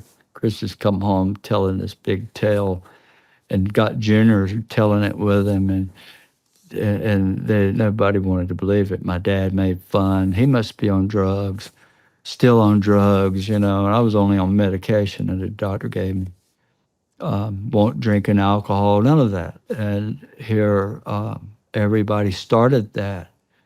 And then within a few months or weeks, my wife would take the kids out to see her mom or go to church. I wasn't going to church anymore. I'm at home in my study in complete depression because nobody believed me what happened. And now nobody's believing my son. Pushed us away from the church. But she would be in town coming home and kids running the door. Oh my God, Dad, you won't believe what we saw on the way home. There was a big triangle thing in front of the car flying right down in the front of us, you know, following us home. So now my kids are coming home, and I just sat back and I'd smile. Thank you, Lord, because I was praying every day. Lord, let my family, let my children experience what I did, so at least they would believe me. And I'll never forget, and I'll tell you in a minute what my wife said when the first investigator came. Who did you call? In October, this was in January when it happened. 10 months later, October, I saw on the television a show called UFO Files. And there was this Stanton Friedman, a physicist on there, and he's talking about UFOs. I'd never seen any of those shows. And it come across, report your sighting to MUFON. So I quickly got their email address and I wrote them What does MUFON stand It's the for? Mutual UFO Network. It's where it's a investigation Okay. thing that people report sightings to, and a pretty big outfit, international, right? So that's to go to. If you have a sighting, you go to MUFON. I had never heard of it until I saw it on TV. So I made the report, and I was so afraid to send it that I didn't send it for 2 weeks because I just knew if I did, I'd lose my family. 'Cause I was told never to talk about it again. Well, I didn't know what happened to me for 4 hours. If I tried to think about it, I would pass out. My family would see it. If you started questioning me and I tried to think, I'd pass out. And so I sent it 2 weeks later. It was the 13th of October. And immediately they wrote me back, "Oh, we want to talk to you." Well, I got scared. I said, "Nah, this is too real now. I don't want to lose my family." So I told them no. I just wanted to report it, but I don't want to interview. January comes along, they write me again. "We're going to close the case, but we really want to talk to you." And by then, it's been a year now. I can't function. My head had some kind of block, and I couldn't think at all. And so I said, okay. And in February, they sent a local investigator from Raleigh, North Carolina, and he came in there. And that's when my wife said, "You ever heard of, what do you know about shadow beings?" And now, we'd never talked about the UFO thing, but she'd been seeing these in the house and got shoved a couple of times just to get her attention. I was praying every day, "Lord, let her see it." And she looked at me and said, "Don't ever pray for me like that again." So, but it was in the house. It was interacting with the kids, orbs, over the house, outside. But I could never share it with anyone except my immediate family. And So at this point, the entire family is my whole witnessing family, these. my 4 children, a daughter, she was 10 years old then. Ryan was 13. Jeremy, he was 15. Chris Jr. was 17. And Emily, she's the only girl. She's the baby. And now they're being told by the church, "Your dad is dealing with demons." Well, and they didn't want to believe it because they were seeing it with me. So it was a horrible place to be when the whole community come down on us there. And it continued for 5 years. But what happened was the community didn't let up. The church didn't let up. And I don't mean just my wife's side, but all the churches around, even the original ones, the people were talking. And the boys that were with me, their children were catching a fit. Let me back up. In 2007, I reported it.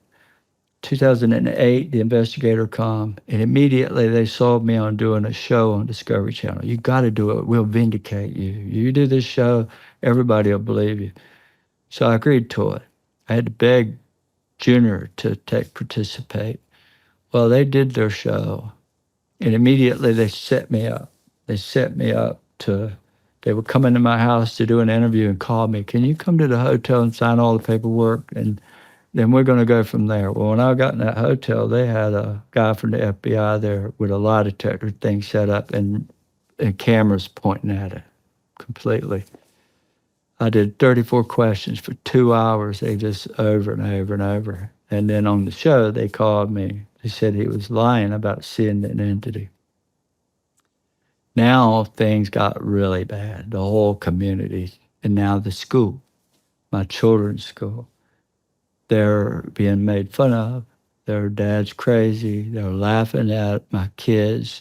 It nearly ruined my boys. They were all, thinking girls dating. Now everybody's laughing at them in the hallways, calling them out in the school class and making them tell the stories. And so 5 years goes by of pure nightmare. But NASA shows up, a friend from NASA, Dr. Hal Povenmire. A friend? Well, he's a friend. He wasn't a friend then. No, I Okay. didn't know him. In fact, my son Ryan calls me, "Dad, there's somebody here from NASA. He wants to talk to you." I said, well, tell him to stick around. I'll be home about an hour. 6'5", huge man. We were afraid of the government so bad because MUFON and the UFO world said the Men in Black was on TV then. They'll kill you. The government will kill you.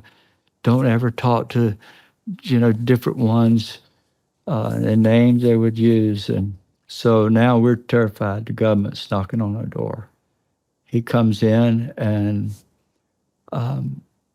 he became a father figure to my children. And he died in 2019. He'd been to my daughters and my children's birthdays. He would come from Cape Canaveral all the way down to the piano recitals, their graduations, their birthdays.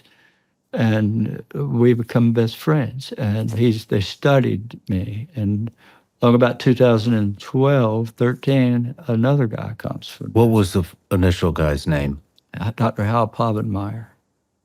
He was at NASA 59 years when he died. What were they studying? First off, he wanted to know about that little glowing being with the triangle on his chest. And when he first came, his mission, he told us, my mission was to debunk you.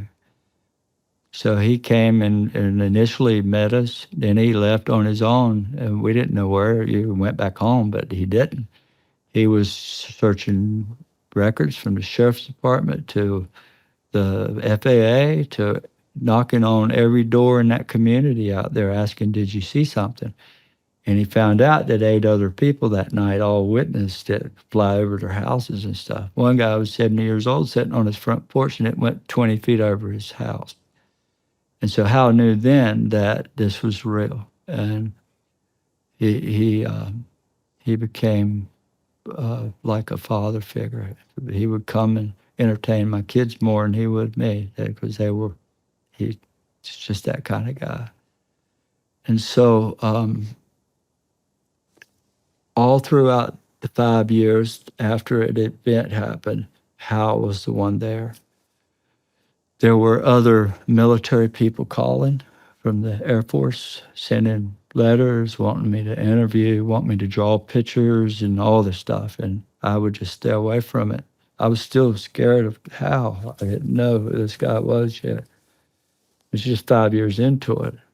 But my kids loved him, but I'm still, who is he? And so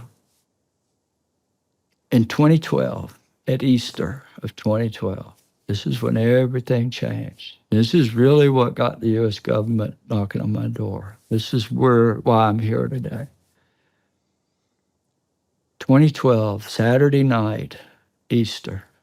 Sunday morning's Easter, right?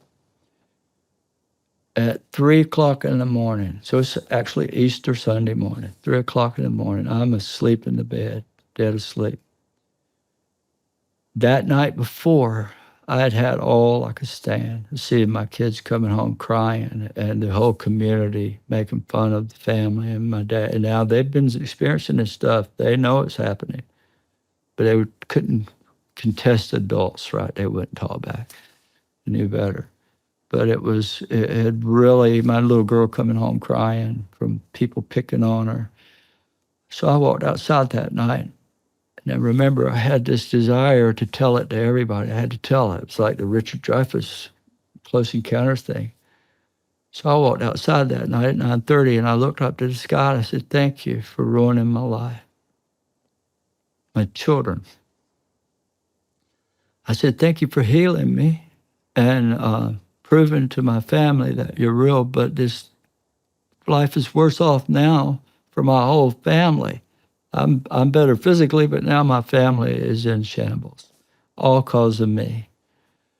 And I shouted it to the heavens. And I see these things, they're coming, these orbs are always around. And I knew it hurt me. I knew it was, so I went to bed. 3 o'clock in the morning, I hear the same voice, the same little being that spoke to me and said, I'm here to help you, not hurt you. I heard that same voice. And it sounded like a man, really deep. And it said, arise. That's all I heard, that quick word, arise. And it was so deep. It was like thunder in my room. I jumped up from laying in the bed, dead asleep, to sitting up in my bed, and it's dark. I can't see. And there was 3 o'clock on Back then we had a clock, alarm clock, and it said 3 a.m. Next thing I know, I see movement in the room. Whatever they did to me, they caused me to get dressed and follow out the door. Now I'm outside and I'm walking towards my dog kennel at 3 o'clock in the morning, fully dressed, clothes from being asleep. And suddenly this figure hands me something. As far out as this sounds, now I'm telling you, it sounds crazy. And it took me 2 weeks to tell it because they all labeled me crazy and I stopped talking about it. Now 5 years later, this happens. And what happened was it handed me this object, and it felt like a living creature, like a squirrel maybe, or something that size, but I couldn't see or feel legs or a head. It felt just like a tube, but furry and kind of prickly. And handed it to me and said, you must keep this. Immediately I drop it because I know what it was, and it was prickly. And its words came again, no, you must pick this up. You must keep this. So I reached down to pick it up. When I did, this being that was standing there is now gone. And I'm at the dog kennel, so I'm juggling it in my hand. I know I need to see what this thing is. It's dark, so I opened the kennel and put it in and closed the door. And the very second I did that, this blast of air come directed. It wasn't in the woods and around us. It was right straight in front of me. A blast of air hits me and blew me over. The wind. Later on, I understood the Holy Spirit. The word spirit means the wind. The Holy Spirit means the breath of God. So I had to put this in there. But it was the wind. A physical force blew me over. And as I hit backwards on the ground, I saw what appeared to be a translucent cow, a bull, run over me, and I could see stars inside of it, up through it. That's what they had handed you? Well, what they handed me, I put in the kennel. Mm-hmm.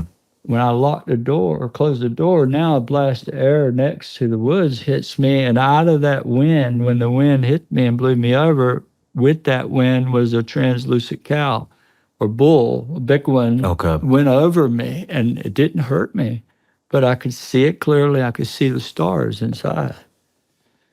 This is really strange because I'll It's definitely strange. I'll get back to this in a minute, right? Of something I just saw, discovered with a guy that studies Egypt, Dr. Robert Grant. He discovered that bull inside the king's chamber. There's never been a inscription in that pyramid nowhere. So he goes in with LiDAR, and there's that bull, celestial bull, with stars inside of it. He and I just worked this thing out. He'd seen it. He shared it with me. And when I told him what happened to me, he got some other clues out of that.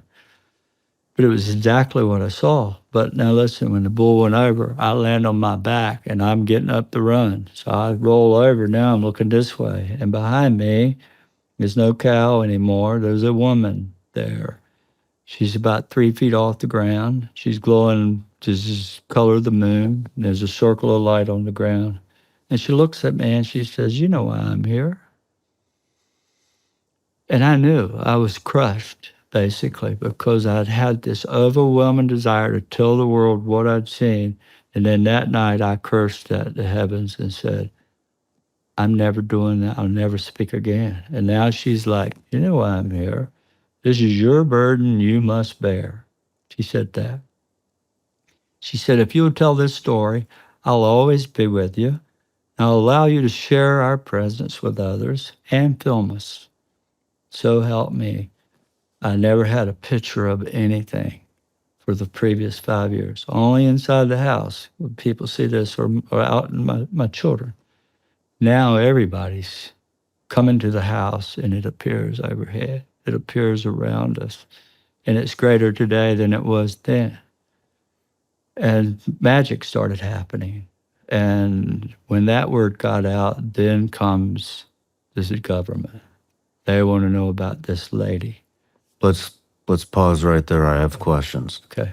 So the initial, what was it that you were handed? I've been asked that a million times. I don't know. It was like a living creature. It was living. It was moving around. But it had no head or legs. It felt like if you had a squirrel in your hand or a hedgehog, that prickly, it felt like it was living, but it had no head or tail. And I asked the lady what this was, and she told me it was symbolic of humanity. Had lost its direction. Had no head or no tail. It completely lost its direction, and it vanished when I They're went right back. on the money with that. Exactly. And she told me a lot of stuff that I never revealed, and to this day I haven't revealed a whole lot of it because I don't want to sound like a prophet or any of that. I just don't. My goal is to share this story with everyone and share the phenomenon, which I have been able to do. What did the figure look like that handed you the object? It was a shadowy being, like a shadow being. So when you see these, you see this shadow of a human figure, but you can't really see the details. It's like a shadow. It's like a ghost, you might say. And I have pictures of these little beings, and they look like ghosts. I have a video of one of these beings coming out of an orb. Flash. And Can I see that video? Yeah. Yeah, I'll give you one. It's 6 foot tall, 7 foot tall. And when it did that night, a young lady with me was healed from cancer. Wow. This happened in 2015. But so what did the bull represent, do you think? I had no clue. Remember, you worked with Robert Grant? Robert Grant is who I was with last at Contact in the Desert a couple months back, and Robert was showing the Oculus to me about what he had discovered in the pyramid. So he put these goggles on and he does this LiDAR, and their biggest daylight is a bull on the side of the wall in the king's chamber. You only can see it with this technology he has, and the stars are inside. And above it is a helix of DNA. And then on the sarcophagus in the king's chamber is the Alpha and Omega symbol. What do you think that represents?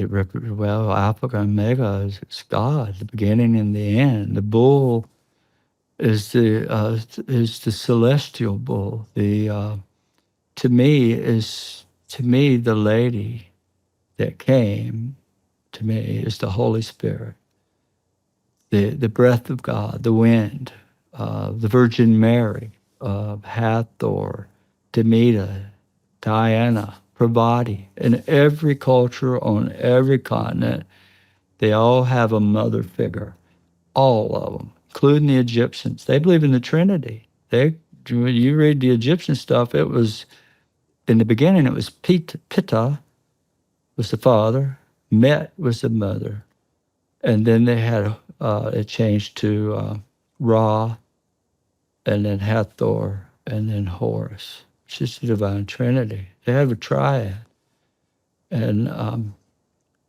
I think that the lady, the women, the feminine was taken out of the equation by a bunch of men in 2,000 years ago, and oppressed all the women, kicked them out, and said, "You can't be in the church. It's a boys' club, right?" Mm-hmm. And so from that point forward, the women have been oppressed. They made to wear things over their face and head, and even up in the 60s and 70s. Me growing up, there was a great oppression on the women. But that's my belief. And, it doesn't matter in Christianity or in any religion. None of us really know. So how did the government get involved? And what is it? Let me rephrase that. What is it that caught the government's attention? Okay. So now this happens at Easter of 2012. Let me ask another question. I'm sorry. Okay. Do you think there's any significance to this happening on Easter? 100%. And what is that? Well, you tell me what Easter means. And It's the resurrection. yeah, every year at Easter, either she comes back or something miraculous happens every year at Easter. Every year since Every 2012. year since then. Every year, including this year. And my son Ryan and his wife, and my grandson Teddy. Of course, my wife was a little bit scared, so she turned her head and ran in the house. But we all got to experience it this year at Easter. And exactly when I told them, at 8:30, it's going to appear. And we ran to the restaurant to eat, and I'm fussing. We got to be home. We got to be home by 8:30. And when we drove up in the yard, it was 8:30. When I opened the door, it appeared behind the car. And here it comes, this big glowing bluish white ball of light through the forest going in and out of the trees. It was approaching us, and my wife freaked out and ran in the house. But it's always something like that miraculous on Easter.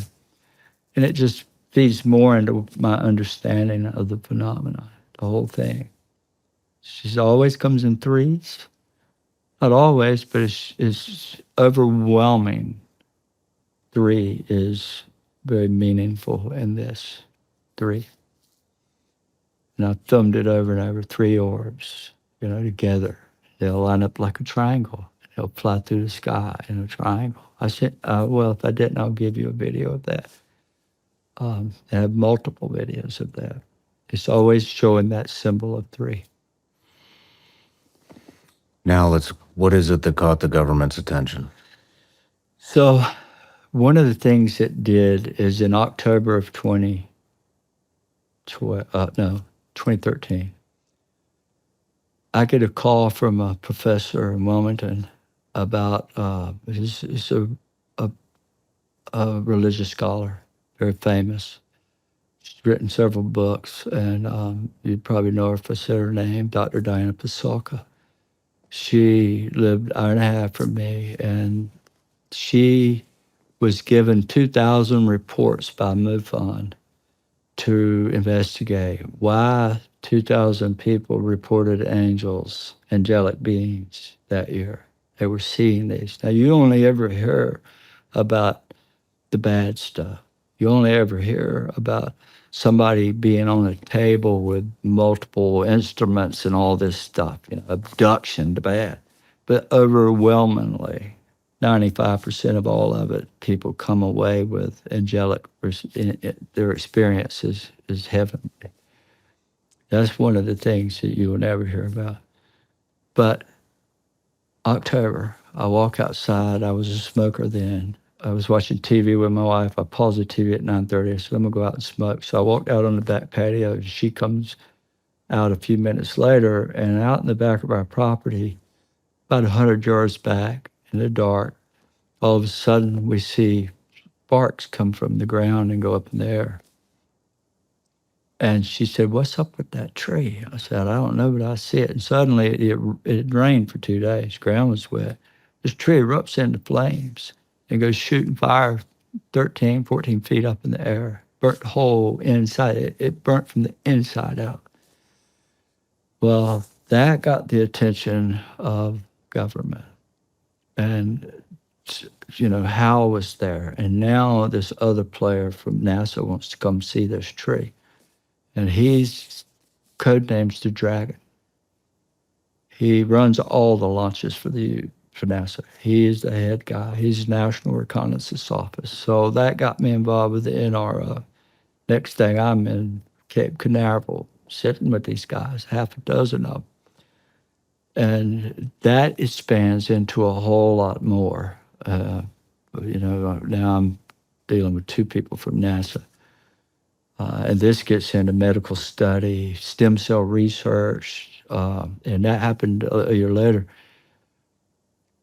And I'll tell you what got me there. Here's really what got the attention of the government. They heard about the tree. They all wanted to come see it, and they started.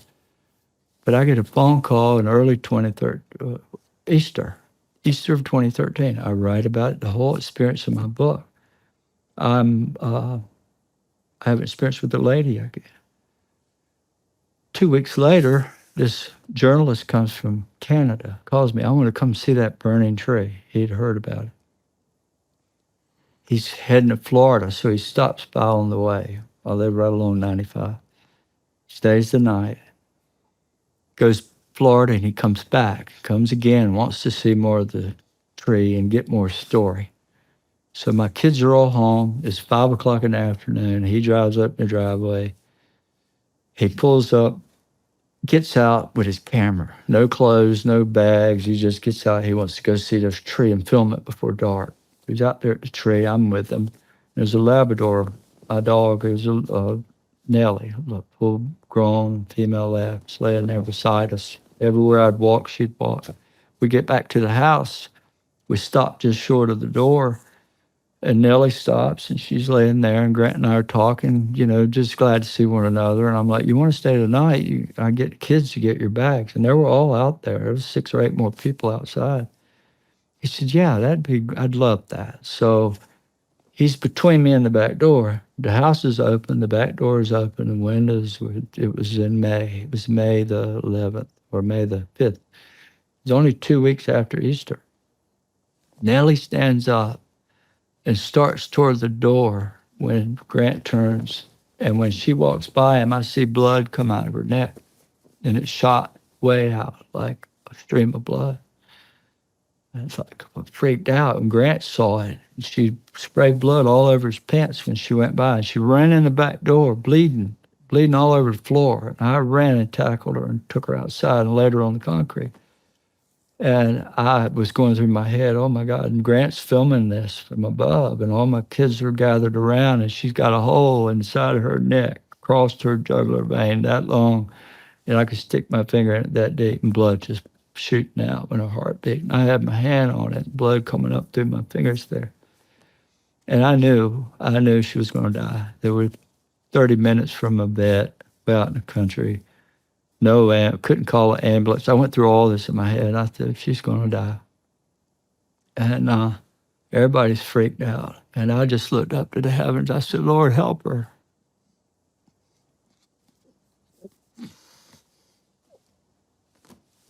She went limp. And so I picked my hand up, and that hole was gone. Everybody saw it, disappeared perfectly. Like nothing had happened. She stood up, waggled her tail, and walked away. He filmed it all. And it didn't take long, that word got out. Next thing, I get a call from somebody connected to CIA. And he says, what are you doing this week? What are you doing tomorrow? I said, this is 2014. I said, it's July 4th. It's Friday. The day's the 2nd. My kids are coming home from college. We're going to have a party, for the family. He said, well, I need you in D.C. I said, D.C.? He said, yeah, there's a young boy up there that's really sick. And they've tried everything they can to help him. And he's got to make a wish.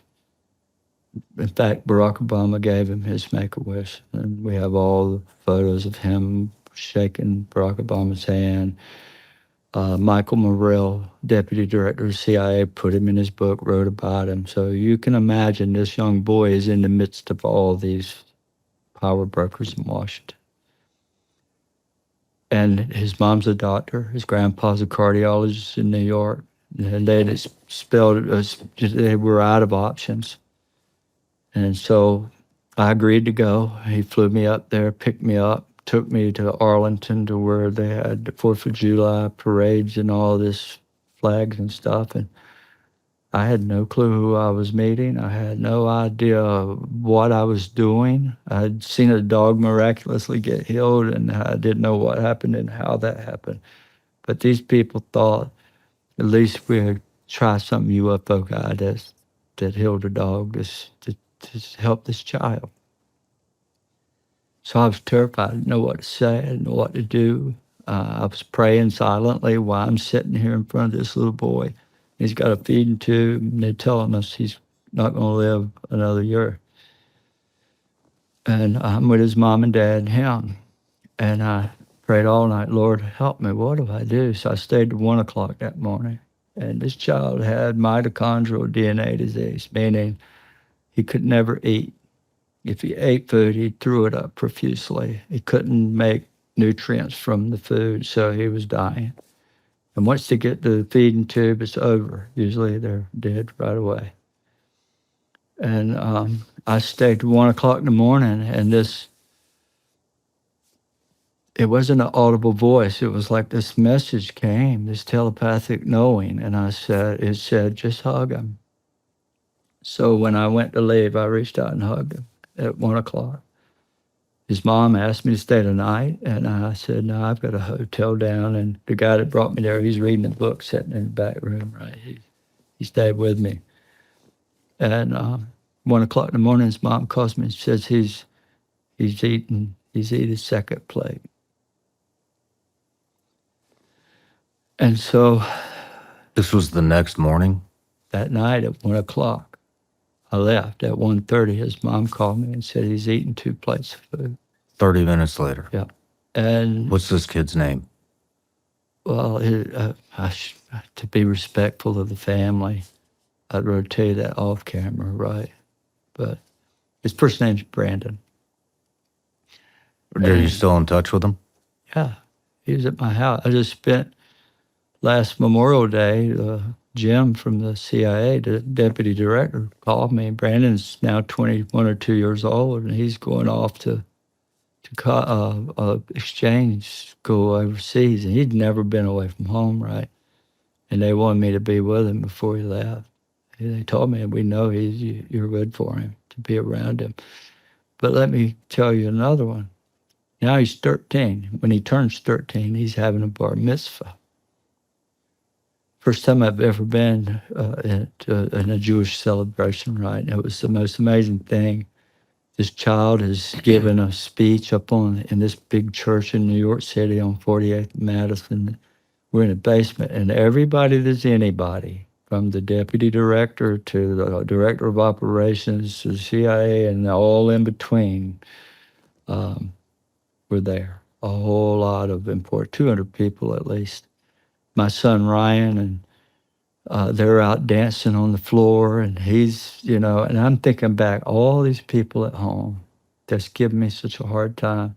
If I could only tell them what I'm experiencing right now with my family. This is just a moment for me. Suddenly, panic happened. The music quit, and the crowd come off the dance floor. And I'm still sitting at my table with one other person. Everybody's going out dancing. Now, my wife is sitting at the table behind me. She had gotten up, and she's with Debbie, Jim's wife.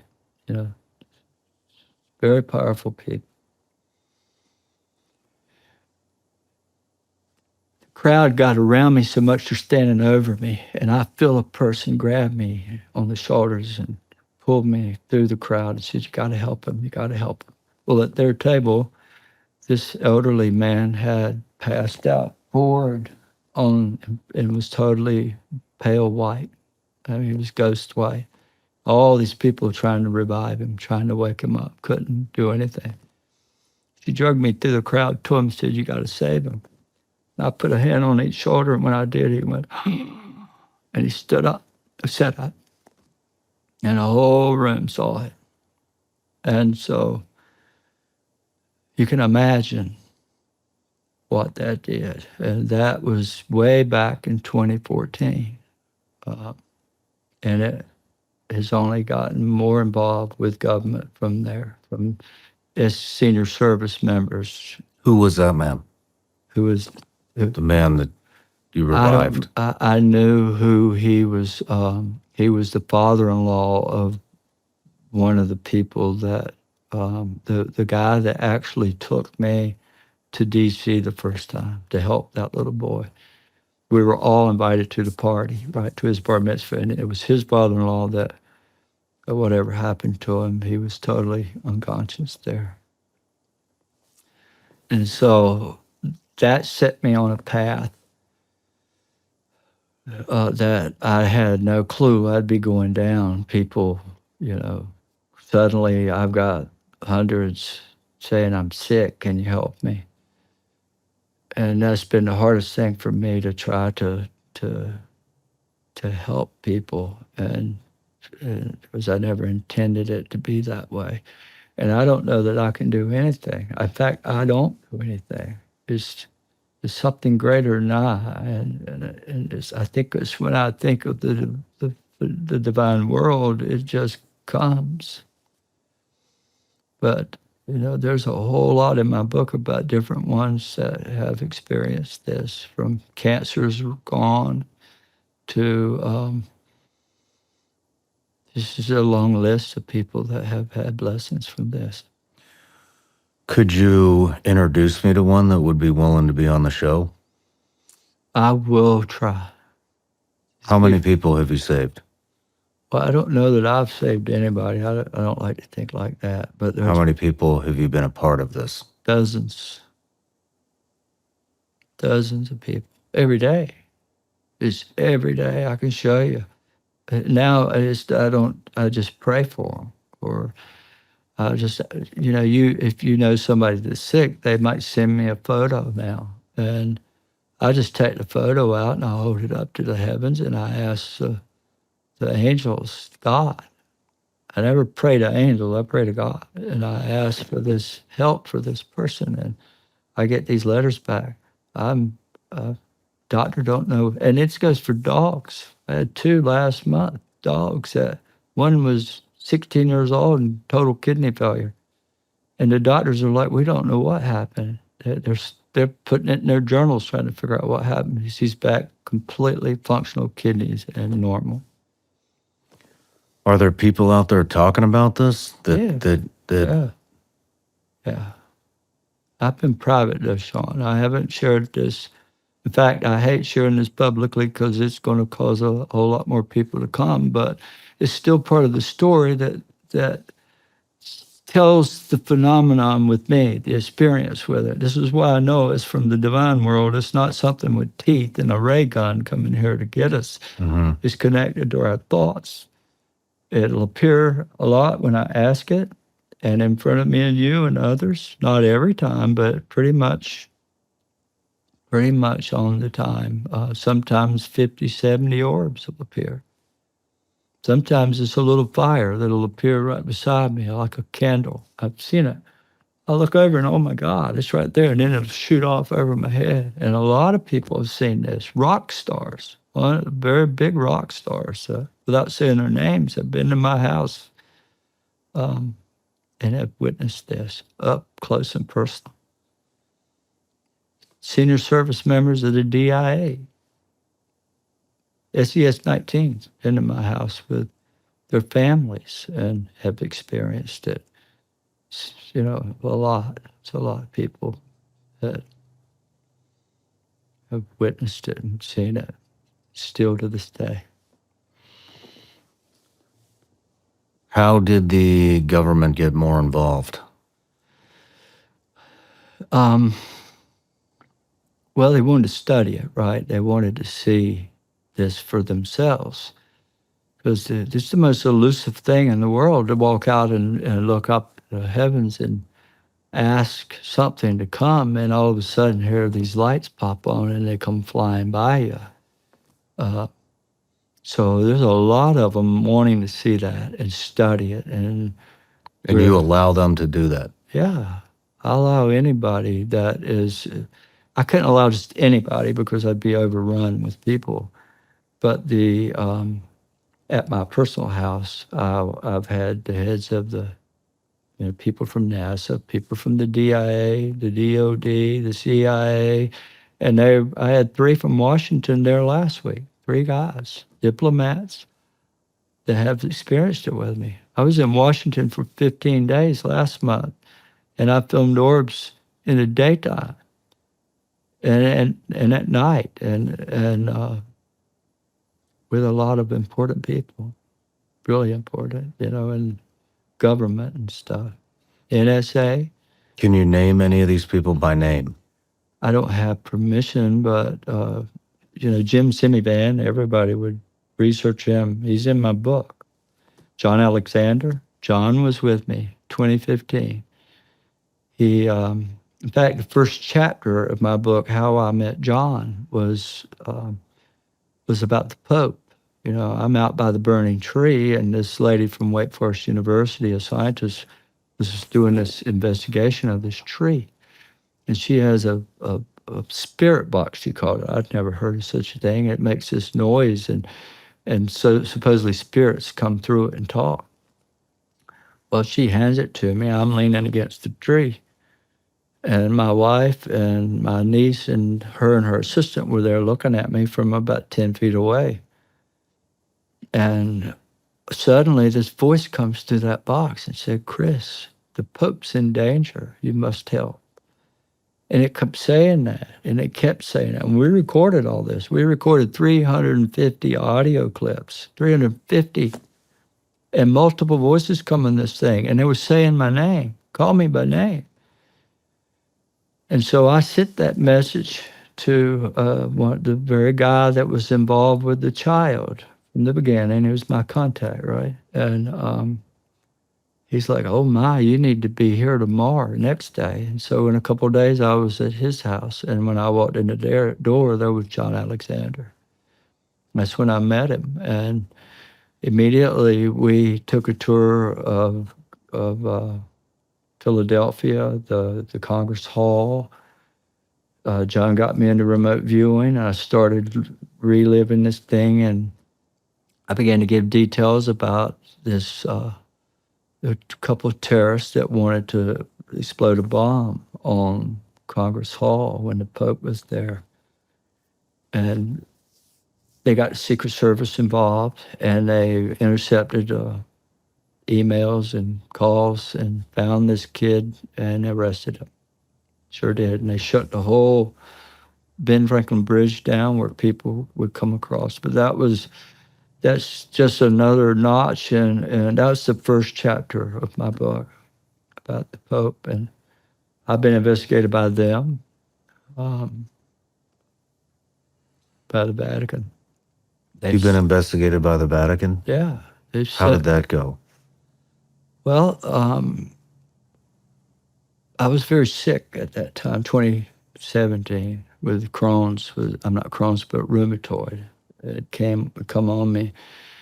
And I was on all this chemotherapy and these biologics. And so my professor friend works with the Vatican, got permission to go in the Vatican archives. Well, my friend from NASA that I was working with from the NRO wanted to be a part, so he was allowed to go with her.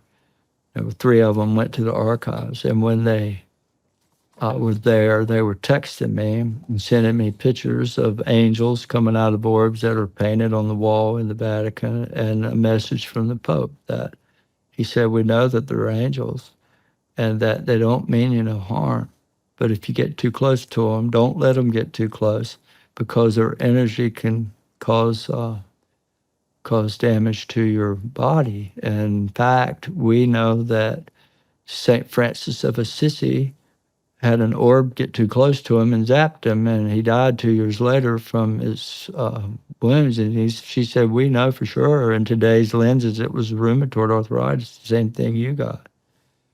And so there's a lot of, I've got all the photos and stuff of that you can see. They had a ceremony in my honor. They put my picture in the Pope's picture at the entrance of the Vatican archives. They placed my picture between the books of Galileo and Copernicus in the archives to be there forever.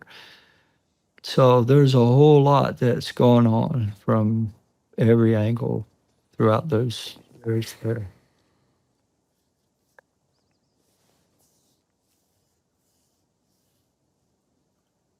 Man, this is fascinating stuff. Yeah. So now you know. Why do you think you are the one?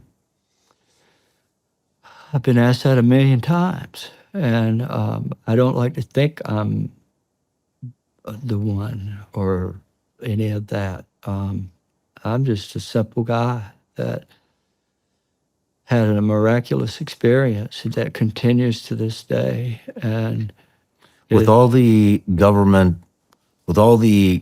contact and studying and the Vatican, had anybody ever given you insight as to whether or not there are more human beings that have had similar experiences to you. Yeah, and they all relate them back to biblical times. As far as anybody now, I haven't heard, but there probably are. But they always use, St. Francis or these different people throughout the Bible that had these experiences with orbs. And, the reason NASA wanted to go to be a part of that, getting into archives, they wanted to study levitating saints. How come it is a person can take off and fly to the village next door, It really happens. People levitate. So there's more to this world than we got blinders on. We're blinded. And, yeah, but we're awakening now. Yeah, I personally believe that we are the ones that put the limitations on ourselves. Exactly. Everything may be possible. Well, I think a lot of those writings that got into this more detailed early on were deemed dangerous knowledge. So that it was removed from us understanding all of this stuff. It's kind of like, that was priestly stuff. Where do you think you were for the hours that you disappeared during the incident in 2007?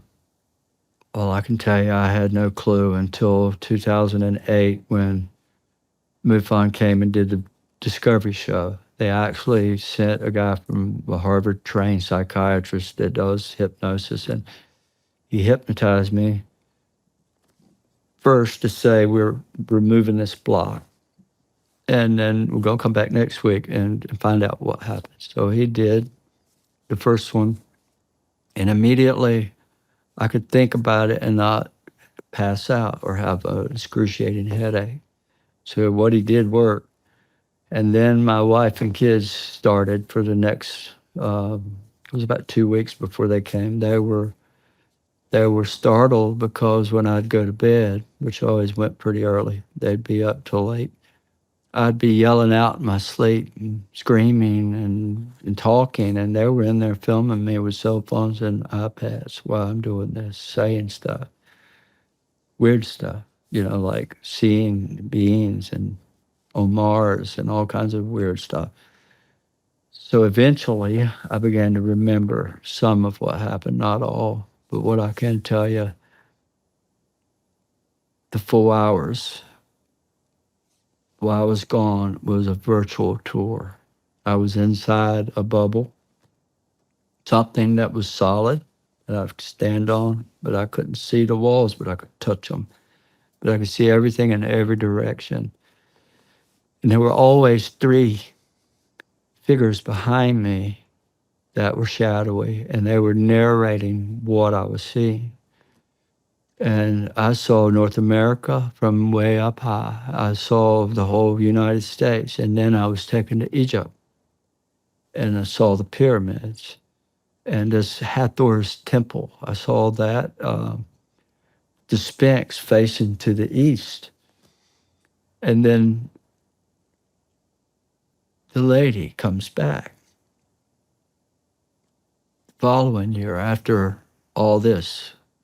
This was in 2013 is when I really got that message from her, because that's when I was asked by the Pentagon, by 2 Air Force generals, to put it in writing what she told me. And I did. And this was on the request from NASA, a friend at NASA. So he come and got it and hand-delivered it to these generals. And she told me that, she said that when the star of Regulus, she called it a red star. When you look at it, it looks blue. But she said when Regulus is red on the horizon, in front of the gaze of the Sphinx, before daylight. So in other words, when it's sitting right on top of the horizon, before the sun comes up, that moment would mark a change in humanity's knowledge. And she showed me other things. War, us bombing Iran, us bombing Syria. And in them days, none of that had happened. So I put all that on this piece of paper. And now I've had so many write me back, oh my God, you see they just bombed Iran, or Iran just bombed us, You were right the whole time. And I did that in 2012. And so what they did was I gave them the date of 2026 because they took that celestial event and ran it through these machines that showed that exact alignment will happen in 2026 at Easter. What will happen? The star will, the alignment she told me about, that the star of Regulus would be on the horizon in front of the Sphinx. At that moment, there'd be a new knowledge. Well, I had no idea if this was even possible, but these astronomers run it through the machines and it comes out that star is going to come up on the horizon in Easter of 2026. And from that point forward, they started remote viewing the state. Government did. And now you hear it all over TV. 2026, that's the big date. 2027, that year, something's going to happen. Armageddon, you hear it all over. You hear it on TV. If you study, I've heard even, well, I won't say names, but Please do. well, Lou Elizondo, right? Lou's mentioned that date. A lot of people have. Easter 2026. Well, the year 2026. I gave him the specific time. And it was with Robert Grant that I told him about this alignment and all. And then he's like, oh my God. He's been looking for this ruby, this little ruby you have to find and place it between the paws of the Sphinx to make this event that he knows is going to happen in 2026. I said, Robert, it's not a ruby, it's the star of Regulus. And he looks at it, he's like, oh my God, it's the king star. So what's going to happen, I don't know. But I think it's possible that's the return of Christ. Yeah. Or the lady and the whole heavenly host living with us, Jesus. That's the first time I've ever said that in my life publicly. You're the first. And 1 million people's asked me this. So I think it's entirely possible that, because she told me that when the suffering of man becomes too great, that they're going to stop it and they're going to snuff out the darkness. That's why the military and the government all want to know about this, because they know it's real. They know this lady has been seen 1 million times. And when she comes, she's always warning of some big catastrophe. In the Native American world, they call her the White Buffalo Calf Lady. And she would come warning about some tribe coming to kill everybody or some big event. And it's in every culture that way. But I'm I wish I knew more. What else do you know? I just, I think we're living in the worst possible times right now, that if we don't make some changes, there's going to be some major disasters about to happen. And it's man-made. It's not solar flare. It's not any of that. It's a dark force. Because she told me, well, I'll tell you what she told me. This is what I put in writing, part of it. She said, there are people in power. I put this in writing in 2012. She said, there are people in power. And I'm not going to say where she focused my thoughts on that, but they're script in the book of Revelation to bring about Armageddon and the end of the world. They're doing it intentionally, and that's what she told me. And that's the very thing the main meat of the whole message I sent to these generals. So it makes sense, right? Who is they? I don't know who they are. I think they're Satanists.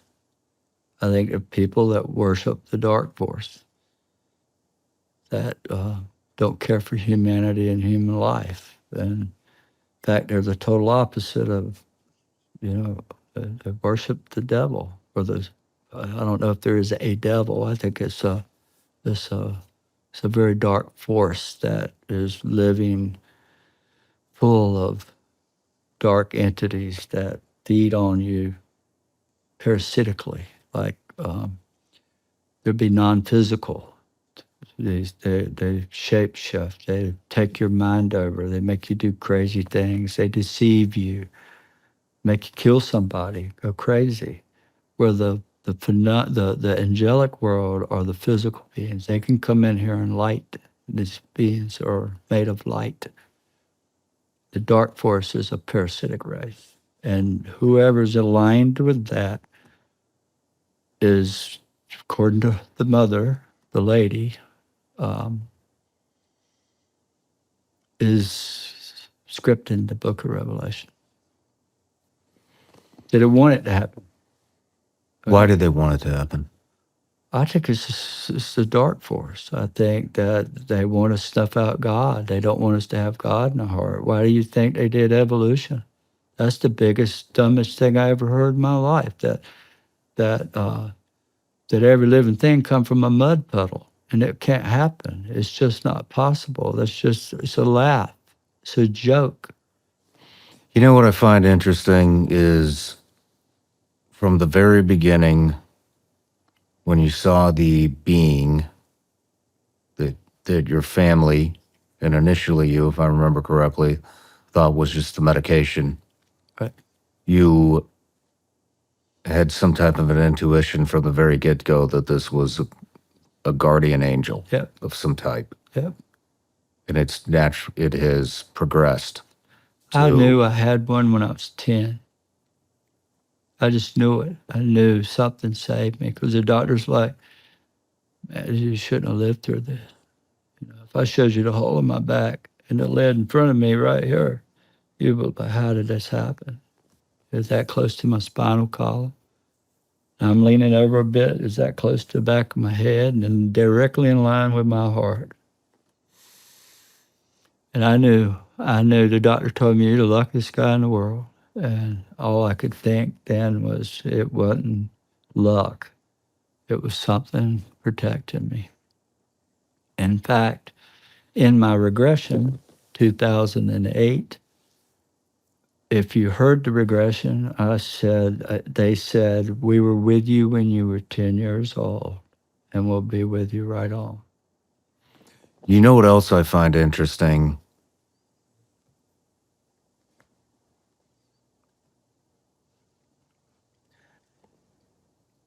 You are the only one,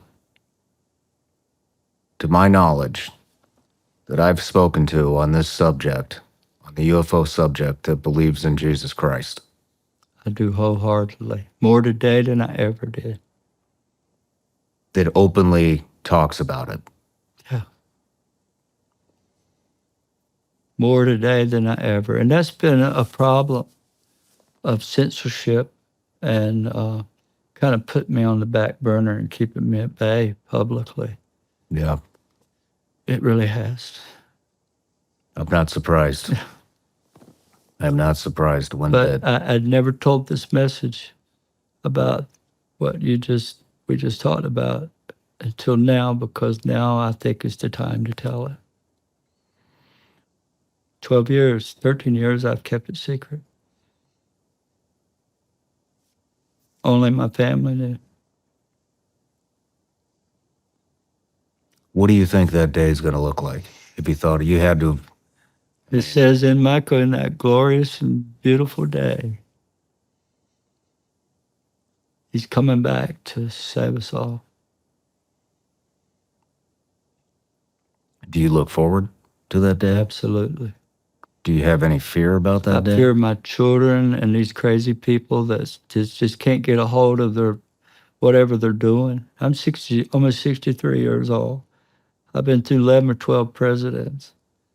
And people my age and your age, but especially my age, everything's happening now is completely not normal. And we all see the writing on the wall. We all see the players, some of these players. There's a lot behind the scene that we, especially, they're hidden, but we all see something ain't right. And there's got to be a cleansing. And the only thing that can change people is God. And the phenomenon can change you inside. But there ain't going to be no change of humanity without having some spiritual thing come in and change us from the inside out there. And that's what's coming. And there's nothing nobody can do about it. They can squeal and squirm and try to make it look negative and ugly all they want. But it's not going to stop what's coming, according to her. And in the book of Revelation, in the very last chapter, it says, when the armies surround Israel on all four sides, that he's coming back to fight the battle and rid the world of evil. And then there'll be a time of peace, 1,000 years. And that's what the lady told me. Same thing.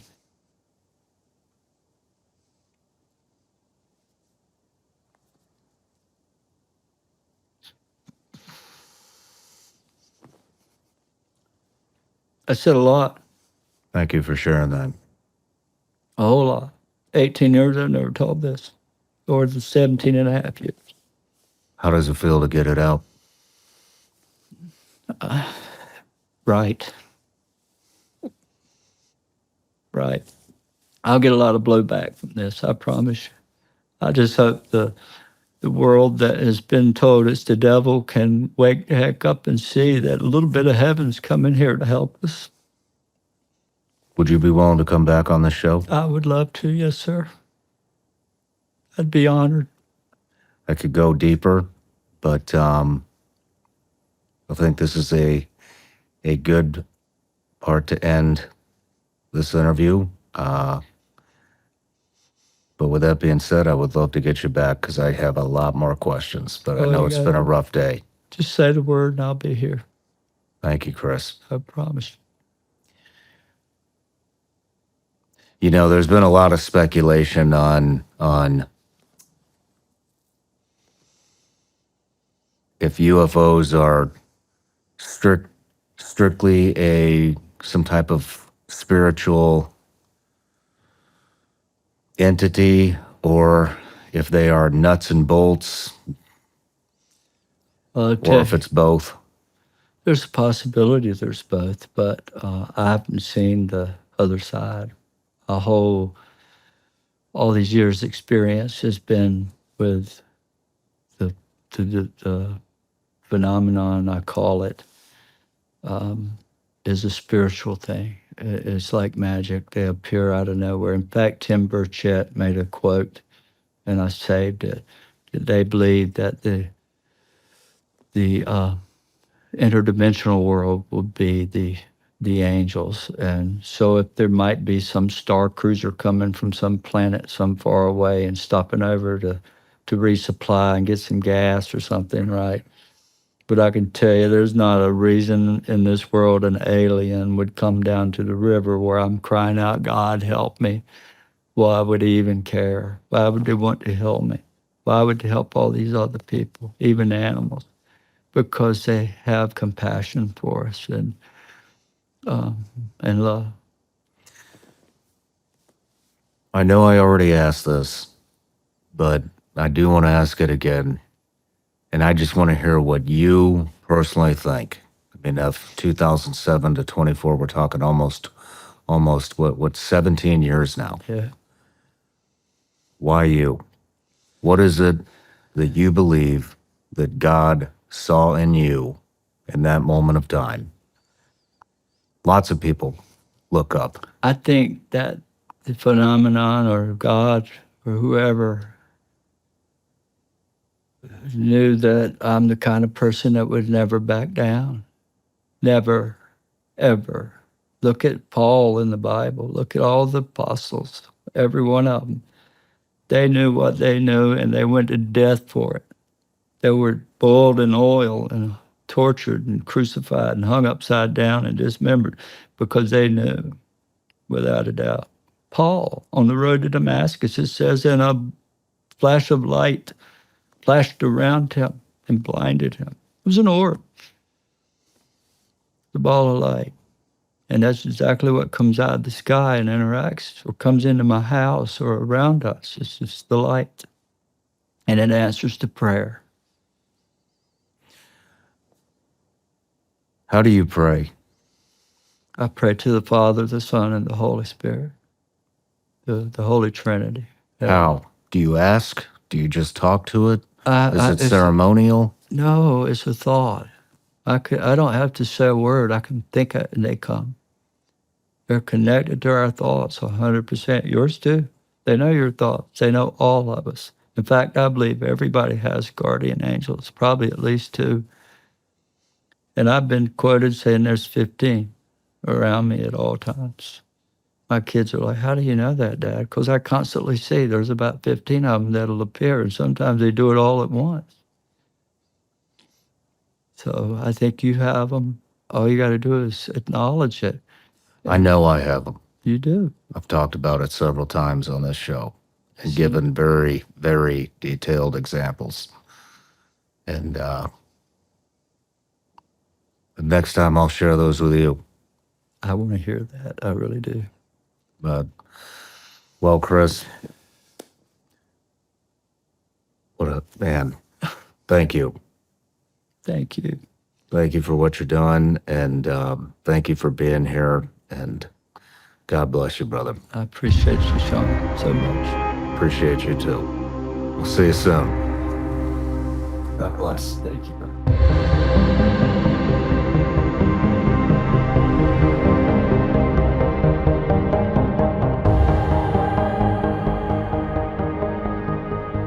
No matter where you're watching Shawn Ryan Show from, if you get anything out of this, please like, comment, subscribe, and most importantly, share this everywhere you possibly can. And if you're feeling extra generous, please leave us a review on Apple and Spotify podcasts.